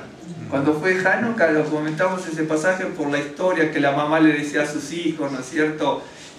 Si tenemos que morir ahora por la causa del Señor, morimos y punto. Y entonces, volviendo a esto de los valles, voy a seguir leyendo y después voy a tratar de concluir. Miren. Entonces, verso 31. He aquí hemos oído, le dicen los consejeros, ¿no es cierto?, que aparecen, pero ahora no hablando con Israel, hablando con el rey. Dice: hemos oído de los reyes de la casa de Israel, que son reyes clementes. Pongamos pues ahora cilicio en nuestros lomos Así también se acuerda que habían venido los gabaonitas, ¿no? Bueno, en el caso con Josué. Por eso tiene que leer. Pero cuando nosotros decimos, el Señor se va a revelar a nuestra mente, mire, el Señor no se va a revelar a su mente. ¿Cómo se revela el Señor a nuestra mente? Con la palabra que tenemos. Yo esto lo atesoro aquí, lo atesoro aquí, lo atesoro aquí, lo atesoro aquí. Él se va a revelar con lo que yo tengo de la palabra acumulada, comida, mamada y absorbida. Entonces, ahí es donde el Señor se revela. Y con los gabaonitas había pasado algo similar, con la historia es otra. Y entonces, bueno, pongamos ahora pues inicio en nuestros lomos y sogas en nuestros cuellos. Y salgamos al rey de Israel. ¿Se acuerda que Acab le dice, Señor mío? ¿Sí? Acá, a Ben-Hadad. Ahora esto van a decirle, acá somos siervos tuyos, me escucha. Pero escuche lo que pasa, escuche. Cuando uno no está afirmado, uno comete terribles errores. Dice, y sogas en nuestros cuellos, y salgamos al rey de Israel a ver si por ventura te salva la vida. Ciñeron pues sus lomos con cilicio y sogas a sus cuellos. Y vinieron al rey de Israel y le siguieron. Tu siervo Ben-Hadad dice, te ruego que viva mi alma. Y se sorprendió el rey Acab. No pensó que estaba vivo, eso ya estaba muerto. Y él respondió a Acab, si él vive aún, es mi hermano. Terrible, terrible. Bueno, esto tomaron aquellos hombres por buen augurio y se apresuraron, los mensajeros, los consejeros, los embajadores, a tomar la palabra de su boca y dijeron, tu hermano Ben-Hadad vive. Pero se acuerda que anteriormente le estaba pidiendo absolutamente todo para destruirlo y para destruir Israel. Y ahora le dice, tu hermano Ben-Hadad. Bueno, y él le dijo, id y traerle a Acab, ¿no? Ben-Hadad entonces se presentó a Acab y él le dijo, le hizo subir a un carro, lo cual es un carro, es tremendo porque es la dignidad. ¿Se acuerda que lo que hizo Faraón con José? Inmediatamente lo puso en un carro. ¿De acuerdo? Entonces, para que usted vea, ¿no es cierto? Porque le estaba dando autoridad sobre Israel. Bueno, para que usted vea lo que pasa con el ser humano. Y le dijo Ben-Hadad, esto es lo que yo le decía del pasaje que leímos antes, cuando Asa peleó con Baasa, le saca todo el tesoro del templo, se lo da a Ben-Hadad primero y hace la asociación. Ok. Y le dijo, ¿me están siguiendo, hermano? Ya los aburrí. Las ciudades que mi padre tomó al tuyo, ¿de acuerdo? No era a Omri, porque la escritura no habla de Omri, habla de anterior. Y acá, ¿se acuerda Ben-Hadad primero? Había tomado ciudades, ok. Y el dinero y todo. Dice, las ciudades que mi padre, lo que habíamos leído un poquito sucintamente antes, tomó al tuyo, yo las restituiré. Y haz plazas en Damasco para ti. Es decir, lo que tú, cuando estuviste como vasallo, perdiste en Siria, en Damasco, ¿sí? Y lo que nosotros tomamos en el pacto anterior que habíamos leído, pues le digo que leer siempre mucho, yo te restituyo, pero no solamente te restituyo lo que está en Samaria, ¿no es cierto? Y que nosotros tomamos, por eso después van a tomar Ramot de Galat. Ramot de Galat todavía seguía el poder de él, ¿no es cierto? Dice, todo el comercio que tenía, a eso se refiere, con Damasco, dice, ahora tú establécete y tienes vía libre para todo. Bueno, me escucha. Y haz plazas en Damasco para ti. Esto no sé si están tan bien traducido, bueno, pero para el caso lo mismo. Como mi padre las hizo en Samaria. Por eso es que habían tomado Ramot de Galat, que estaba en el noreste de Israel. Y yo, dijo Acab, te dejaré partir con este pacto. Hizo pues pacto con él y lo dejó ir. Ahora viene otra vez el varón, ¿de acuerdo? El profeta de Dios. Entonces un varón, todavía no se encuentra, no le estoy diciendo. Entonces un varón de los hijos de los profetas dijo a su compañero por palabra de Dios, hiéreme ahora, mas el otro no quiso herirlo. Es decir, hay una palabra de Dios que baja sobre el profeta. Los hijos de los profetas eran de las escuelas de profetas. ¿Se acuerdan que había estado con Samuel, la escuela de los profetas, y donde estaba Saúl profetizando, la escuela de profetas? Era muy famosa en Israel, de hecho acá hasta el día de hoy, en este sentido, ¿no? Le dijo a su compañero que lo hiriera, dice. Él le dijo por cuanto, híreme, mas el otro no quiso herirlo. Él le dijo, el profeta, al otro también, por cuanto no has obedecido la palabra del Señor, y aquí cuando te apartes de mí te herirá un león. No es la primera vez que aparecen leones para herir. La historia es interesante. Pero claro, el profeta también, el otro, el compañero dice, no, ¿cómo te voy a herir? Pero era palabra de Dios que lo lastimara. Veo que Dios tiene cosas insondables. La palabra de Dios era que uno de los de escuela profetas lastimara al otro. ¿De acuerdo? Entonces, el otro dice, no, no te voy a herir. Pero era palabra de Dios. Entonces le dice, mira, esta es palabra de Dios. Pero escucha, ¿cómo lastimarte? Dice, bueno, si esta es palabra de Dios, para ti, ¿es bueno o es malo? No importa, lo tienes que cumplir. Y si no, vas a morir. Y murió. Usted dice, bueno, ¿cómo viene esta historia? Enseguida se va a dar cuenta. No estoy leyendo aquí, no es que estoy analizando, lo estoy leyendo. Él le dijo, por cuanto no has obedecido, verso 36, la palabra del Señor es aquí, que cuando te apartes de mí, te herirá un león. Y cuando se apartó de él, le encontró un león y le mató. Bien. Luego se encontró con otro hombre y dijo, hiéreme ahora. Y el hombre le dio un golpe y le hizo una herida. Y el profeta se fue y se puso delante del rey en el camino y se disfrazó. No es la primera vez que se disfraza. La esposa de Jeroboam se disfraza, se disfraza, Acab también se disfraza, ¿no es cierto? Y después muere. Por supuesto, esta era en el buen sentido, el disfraz en el buen sentido. Poniéndose una venda sobre los ojos. Ahora le voy a contar una historia que no está aquí, pero la historia real, si usted compra libros de historia, ¿no es cierto?, lo va a encontrar en las guerras estas. Pero esto no está aquí. Ahora leo. Y el problema, y cuando el rey pasaba, él dio voces al rey y le dijo, tu siervo salió en medio de la batalla. Mira, aquí me detengo. Aquí hay una cosa que me está. ¿Qué está haciendo? Esto está escrito, incluso está escrito en libros que están en el Museo Británico, todo este tipo de cosas, ¿no? Están escritos en telas. Usted vio, porque acá hay que conocer otras cosas para entender un poquitín esto, no sé si se va a entender mucho más, pero sí se entiende un poco mejor. Aunque no sería necesario. Con esto igual usted no lo supo nunca y tampoco entendió siempre el pasaje. El rey Acab hace un pacto con el rey de Siria.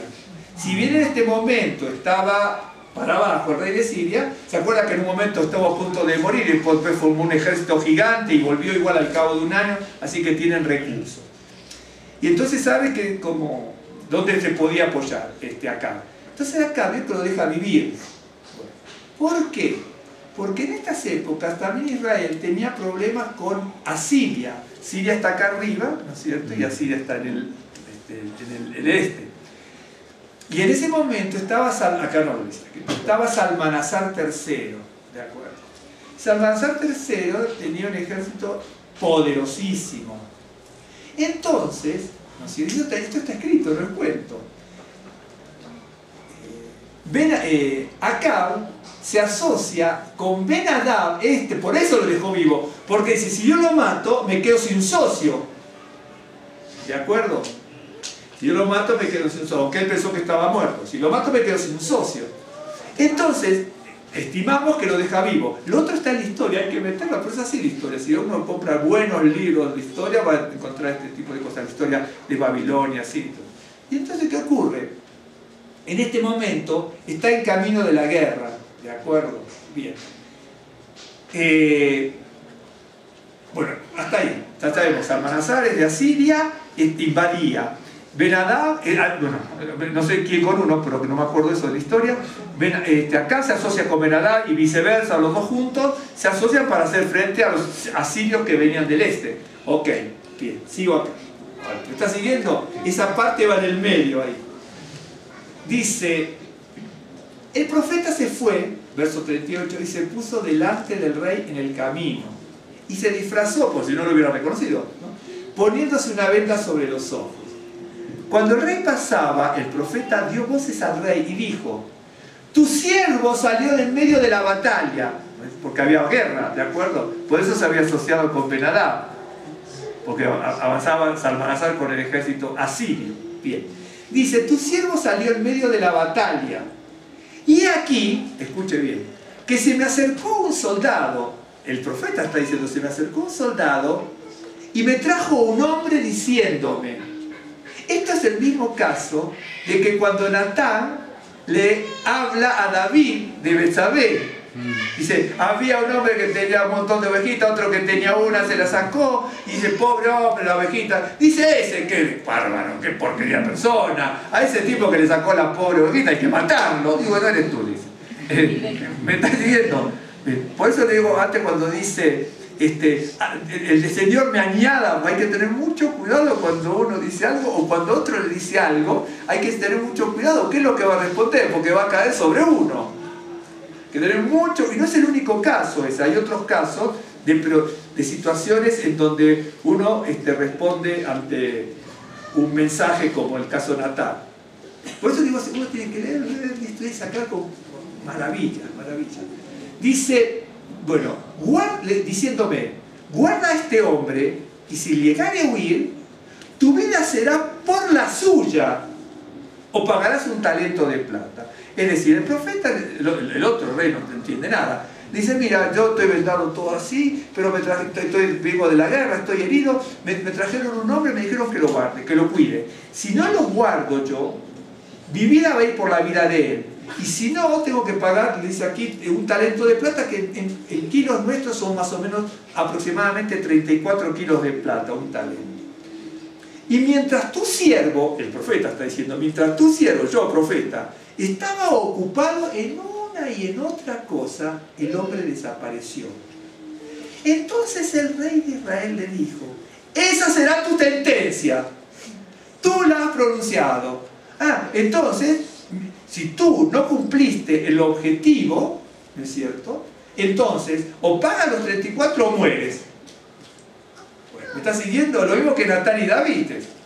La situación es distinta, pero para que usted vea cómo es el ejemplo bíblico, ¿no?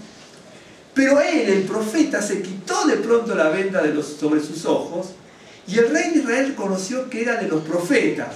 ¿De acuerdo? Bien. Y él le dijo, así ha dicho Adonai, por cuanto soltaste de la mano el hombre de mi anatema es Jerem, aquello, ¿no es cierto?, que debe ser de Dios, tu vida será por la suya y tu pueblo por el suyo. Ahora, si usted lee el pasaje conmigo, en todo lo que leímos no hay ninguna vez un mandamiento en que hable de Jerem, que hable de anatema, ¿no es cierto?, y que se le indique a este hombre que debía matarlo. ¿De acuerdo? Bien. Pero aunque no está escrito en la Biblia, no está escrito en el texto, tenemos que suponer, por lo que le dice el profeta, que había algo ya establecido que tenía que darle muerte. ¿De acuerdo? No está en el texto. De todo lo que leímos, yo ni lo mismo que usted aquí. Todo lo que leímos no se le dice al rey que tiene que matarlo. Ok, pero entonces tenemos que suponer que estaba establecido que lo tenía que matar. Por cuanto soltaste la mano al hombre de mi anatema, tu vida será por la tuya y tu pueblo por el suyo. Y el rey de Israel se fue a su casa triste y enojado y llegó a Samaria. Es decir, esto pasa lo mismo. Cuando quería comprar la viña de Nabot, también se va triste y enojado, siempre se va triste y enojado y se tira en la cama. Así que usted tiene que leer y se va a dar cuenta de la actitud, del semblante, de la personalidad, de la psicología del personaje. Entonces, hasta aquí es bien clara la historia, nada más que yo agregué cosas porque tenemos que agregarlas en este sentido, ¿no? Y de hecho, que acá, por ejemplo, le dice, tú lo soltaste, pero tu vida va a ser por la suya ahora. Y usted va a decir, bueno, ¿dónde está el tema? Si usted va al capítulo 22, después viene la viña de Nabot, después viene Mical, que está todo bien enlazado. En el capítulo 22, Ramón de Galad pertenecía a Ben-Hadad. Y entonces va a tomar Ramón de Galad, que era de Ben-Hadad, ¿no es cierto? Que era lo que había quedado de cuando leímos lo de Asa y Baasa antes. Esas eran las ciudades que habían tomado y todavía se las seguían teniendo. Y entonces, acá dice, yo tengo que seguir tomando la ciudad de César, porque en su momento, Ben-Hadad le dice, aquí en este momento, dice, yo voy a restituirte las ciudades que tomamos nosotros en el anterior pacto, y también te voy a restituir todo lo que ustedes habían desarrollado en Damasco como comercio, lo que fuese. Pero no lo hicieron, porque en el capítulo 22, ¿no es cierto?, Ben-Hadad seguía teniendo Ramón de Galad. Y entonces el profeta le dice, y a veces uno vio que quiere zafar de todo lo que es la palabra del Señor. Dice, bueno, hasta ahora lo hice bien, me voy, nadie me mató, sigo vivo, pasó bastante tiempo y años, ¿no es cierto? Y un día dice, voy a tomar la ciudad de Ramón de Galad, que es de Ben-Hadad. Bueno, y ahí es donde muere. Y la sangre fue la vida por los perros. Por eso, aunque a veces pase mucho tiempo, se va cumpliendo la palabra del Señor. Sí se cumple la palabra del Señor. Le muestro algo, miren. Le dijo, el punto álgico, hay un punto neurálgico que podíamos haber desarrollado mucho más, pero no quería hablar de monte. Un día podemos hablar tantos montes y tantos valles y con los nombres y por qué pasó esto en tal monte y por qué pasó esto en el valle y por qué este monte con otro nombre pasó tal cosa. Pero fíjese, el pensamiento pagano era: vamos a pelear en nuestro dominio de los dioses, porque ahí vamos a ganar. Y entonces el profeta le dice, así que te dijeron eso. Y Dios se enojó mucho.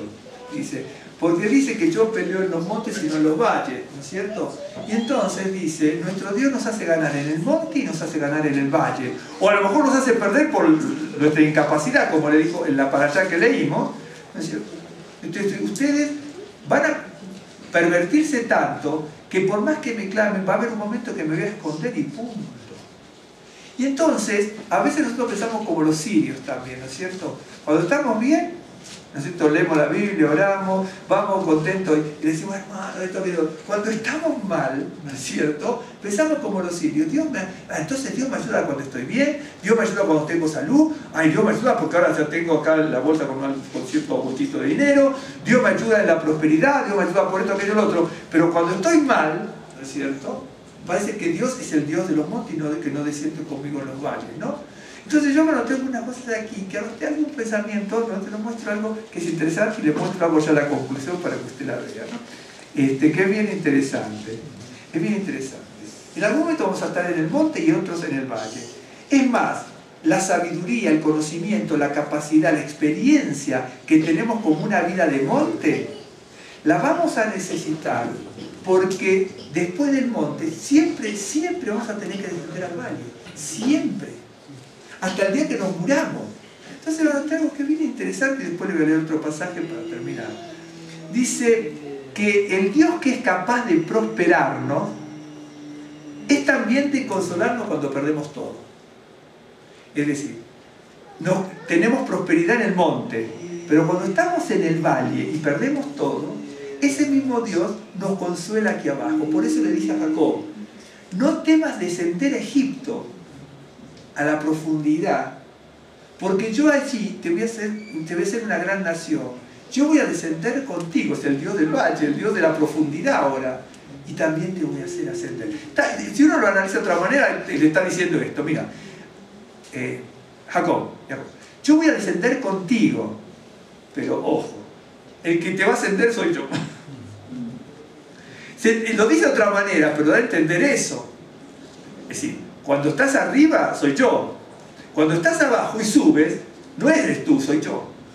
Por eso le dice, estos pelean bien en el monte, cuando Dios está con ellos y tienen todo. Pero hagamos descender al valle en el medio de la necesidad y los destruimos. Y el profeta le dice, ahora, no por ti, acá, van a ganar la batalla porque Dios está muy enojado. Dios que dice con ira, todo ese tipo de cosas. La otra es que el Señor en el monte es capaz de sanarnos, ¿sí? Pero también es capaz de fortalecernos cuando estamos en el valle de la enfermedad. Y trae otro pensamiento bien interesante, ¿no? Que dice, Él es capaz de llevarnos a las alturas, ¿no es cierto?, para darnos agua fresca de manantial. Pero también cuando estamos en el desierto o en la llanura o en campo raso, nos va a dar un oasis para que nos sustentemos y podamos subir. ¿Está bien? Por eso Dios dice, se enojó mucho, ¿me está siguiendo? Dios se enojó mucho cuando el pasaje es maravilloso. Si usted lo lee, le va a sacar otras conclusiones que a lo mejor a mí ni se me ocurrieron.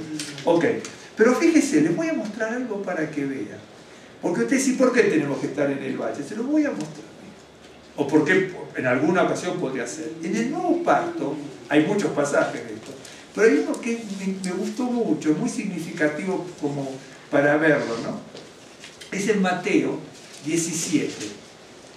Ya leo esto y terminamos. Yo les agradezco y nuevamente valoramos sobremanera, ¿no es cierto?, toda la atención y las preocupaciones y todo lo que nos ha manifestado, ¿cierto? A Rosa también pasando nuestros baches. Esa es la realidad. Esa es la realidad. Y tratando de subir a las alturas. Voy a leer 21 versículos, pero porque son imperdibles. Hay millones de cosas aquí. Millones de cosas. Yo tengo un libro que en este capítulo hay como 20, 25, 30 hojas de análisis solamente de este capítulo, ¿no? Con detalles y detalles. Dice, 17, 6 días después, Yeshua tomó a Pedro, a Jacobo, a Juan su hermano, y lo llevó aparte a un monte alto, y se transfiguró. En realidad transfiguró es metamorfosearse, perdió forma humana, es cambiar de forma. Como si usted ve mi mano aquí y en este momento ve una cosa que no tiene nada que ver con una mano, eso es la palabra que se habla. Se transfigura, se transforma, metamorfosea. Por eso tuvo una forma no humana. Y resplandeció su rostro como el sol, y sus vestidos se hicieron blancos como la luz. Y aquí que les aparecieron Moisés y Elías hablando con él. Entonces Pedro dijo a Yeshua: Señor, bueno es para nosotros que estemos aquí. ¿Dónde están? En el monte. Entonces, ¿qué le está diciendo? Bueno es estar en el monte contigo.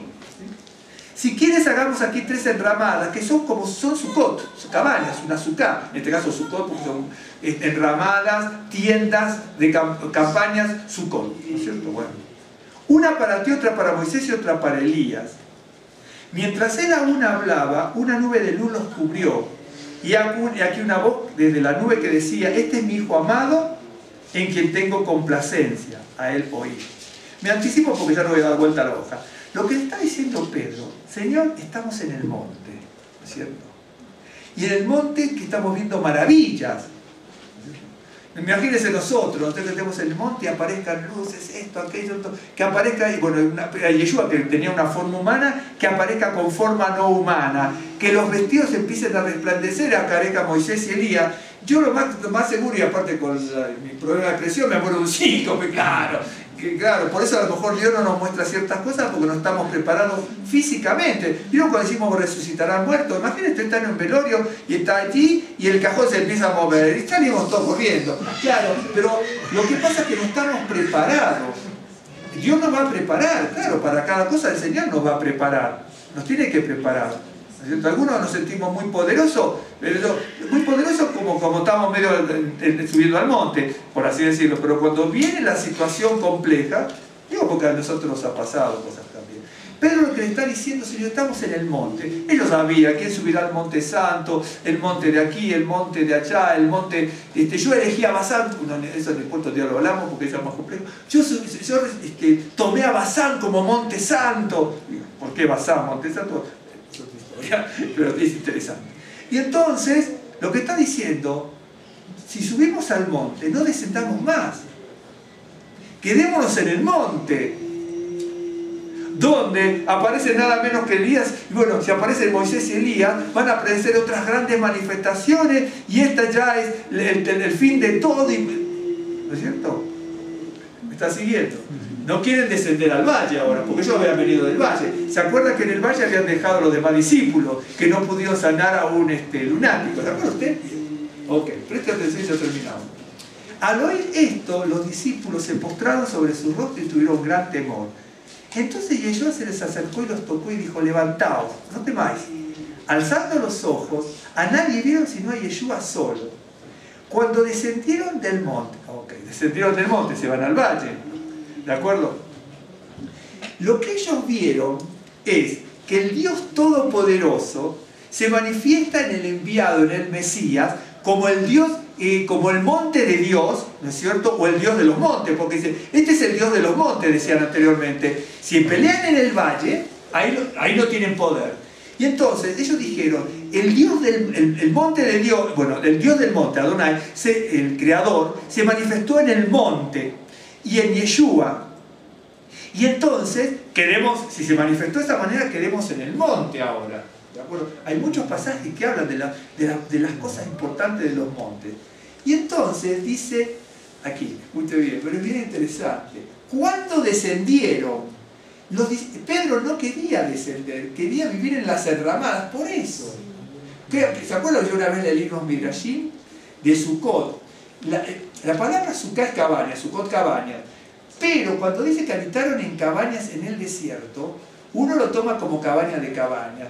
Pero en la mística judía, ¿no es cierto?, las cabañas del desierto eran nubes de gloria que levantaban al pueblo y los llevaban de lugar en lugar. ¿De acuerdo? Esas son las nubes de gloria de Dios. Y esa misma nube de gloria de Dios que llevaban al pueblo como de cabaña en cabaña, ¿sí? Ahora es la misma nube de gloria que aparece con Yeshua, con Moisés y Elías. Entonces digo, bueno, si aparece esa nube de gloria, hagamos una cabaña y permanezcamos aquí, como las nubes, me estoy suponiendo, como las nubes de gloria que eran las cabañas en el desierto de Israel. Están en Midrash, yo una vez se los leí eso. Bien interesante, muy interesante. Era eso. Bueno, cuando descendieron del monte, verso 9, Yeshua les mandó diciendo: no digáis a nadie la visión hasta que el Hijo del Hombre resucite de los muertos. Entonces sus discípulos le preguntaron diciendo: ¿por qué? Pues dicen los escribas que es necesario que Elías venga primero. Respondiendo, Yeshua les dijo: a la verdad, Elías viene primero, y restaurará todas las cosas.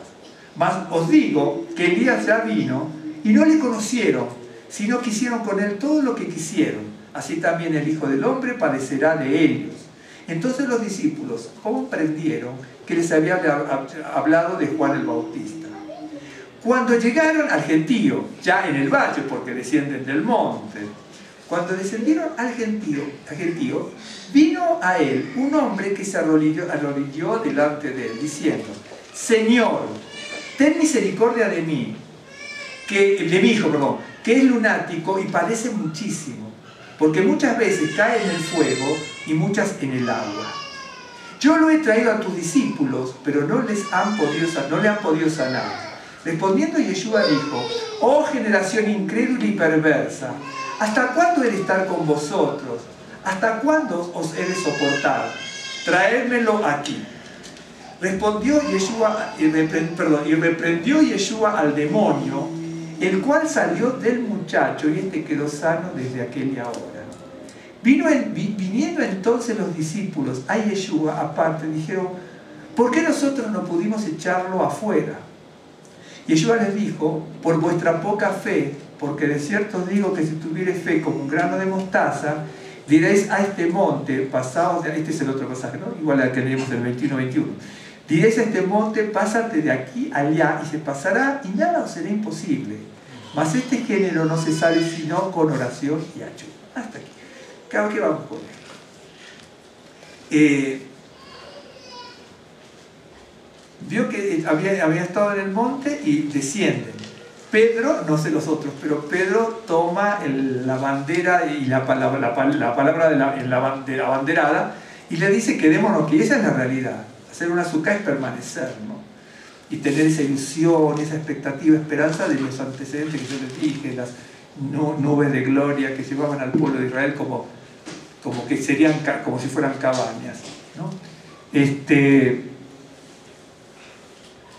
Y Yeshua estaba en el monte y los discípulos estaban en el monte, pero las experiencias del monte son, como yo les leí esos 3 pasajecitos antes, ¿no es cierto?, de que el Señor nos puede prosperar, pero si perdemos todo, ¿no es cierto?, nos va a confortar en medio de la escasez en un momento. El Señor nos puede sanar, pero el Señor en el momento de la enfermedad va a tener poder en el valle para consolarnos, ¿no es cierto? El Señor nos puede dar muchas cosas abundantes, ¿no es cierto? Y puede tener manantiales de agua fresca, porque cuando dice en agua de dedicar los pastos, junto a aguas de reposo nos confortará. ¿Sí? Ahí estamos en un momento. Entonces en el monte el Señor nos puede dar aguas de reposo, manantiales frescos en cuanto a ciertos beneficios materiales o en cuanto a sabiduría y entendimiento, pero en el momento que estamos mal, el Señor puede poner un oasis en medio del desierto o en medio del valle, ¿no? ¿De acuerdo? Y aquí, ¿no es cierto?, las experiencias del monte sirven para que en el valle nosotros podamos tener la esperanza de poder volver a subir. Aquí en el monte estaba maravillosamente bien. Pedro ni se quería mover de allí. Pero a Yeshua le interesaba bajar al valle para poder liberar a la persona del mal. Si se hubieran quedado en el monte y nosotros nos quedamos en el monte, no vamos a conocer la necesidad imperiosa que pueda tener un necesitado o nosotros mismos. ¿Estás siguiendo? Por eso, cuando lo atacaron a Ben-Hadad a través de las palabras, ¿no es cierto?, le dijeron, ¿no es cierto?, ustedes lo vamos a hacer pelear adrede en el monte, lo vamos a hacer bajar del valle, del monte, para que peleen en el valle, y en el valle de la necesidad los destruimos, porque dice, ustedes en el valle de la necesidad se acobardan y no buscan al Señor.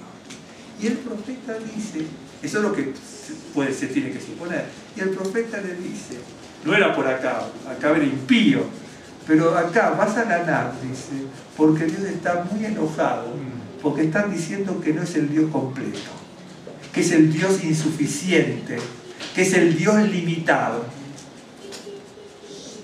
Por eso quería compartir esto, ¿no? Nosotros camino a Rosh Hashanah y Yom Kippur, ya antes de Rosh Hashanah, pudimos haber estado así en montes y valles, y a mí Noraim justamente son días terribles.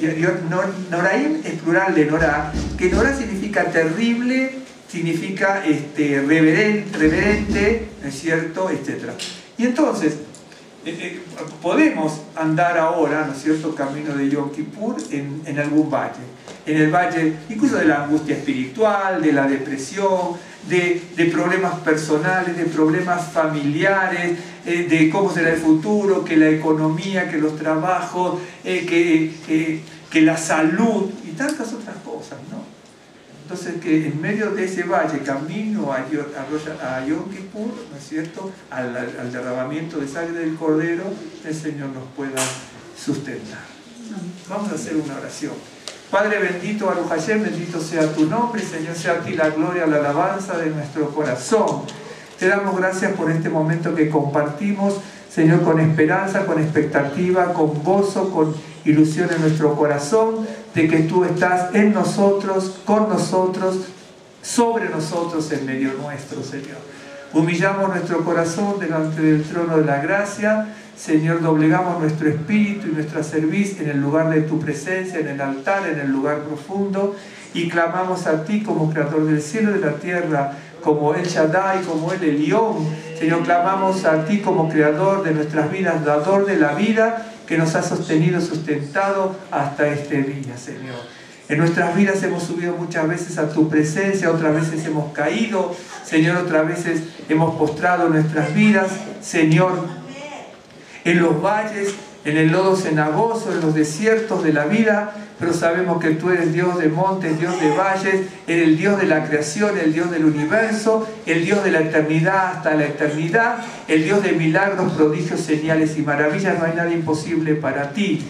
Por eso nosotros nos humillamos, Señor, delante de tu presencia, sabiendo, Señor, de nuestros pecados, de nuestros errores, de todo aquello con lo cual te hemos deshonrado, de todo aquello con lo cual te hemos desagradado, de todo aquello con lo cual hemos, Señor, hecho contra nuestro prójimo, contra nuestro hermano, Señor, o las cosas que debíamos haber hecho correctas y no las hicimos debiéndolas haber hecho, Señor. Bendito sea tu nombre. Limpia nuestra mente, limpia nuestro espíritu, limpia nuestro corazón. Señor, toca nuestros cuerpos de la cabeza a los pies, sánanos de nuestras dolencias, libéranos de las aflicciones del cuerpo, libéranos de las aflicciones de la vida y la mente, libéranos de las aflicciones del espíritu, fortalécenos, Señor, en todo tiempo. Señor, bendito y alabado sea tu nombre. Allánanos el camino, Señor, hacia el evento de Yom Kippur en nuestro corazón, recordando el momento del Cordero Sacrificial, pero recordando, Señor, el sacrificio de nuestro Mesías y Salvador Yeshua, Señor. Te damos gracias, Señor, por el perdón y la salvación. Te damos gracias en el nombre de Yeshua HaMashiach. Bendito y alabado sea tu nombre. Fortalece nuestro espíritu, conforta nuestra alma. Señor, ilumina nuestra mente para que podamos aprender todas las cosas maravillosas que aparecen en las Escrituras, en tu palabra, Señor, en el Tanaj, en la Torá, en el Brit Hadashah. Bendito sea tu nombre, Señor. Bendice a mis hermanos, bendice a mis hermanas, bendice sus vidas y familias y los hermanos y hermanas que no han podido venir. Sea a ti la gloria y la alabanza. Señor les bendiga.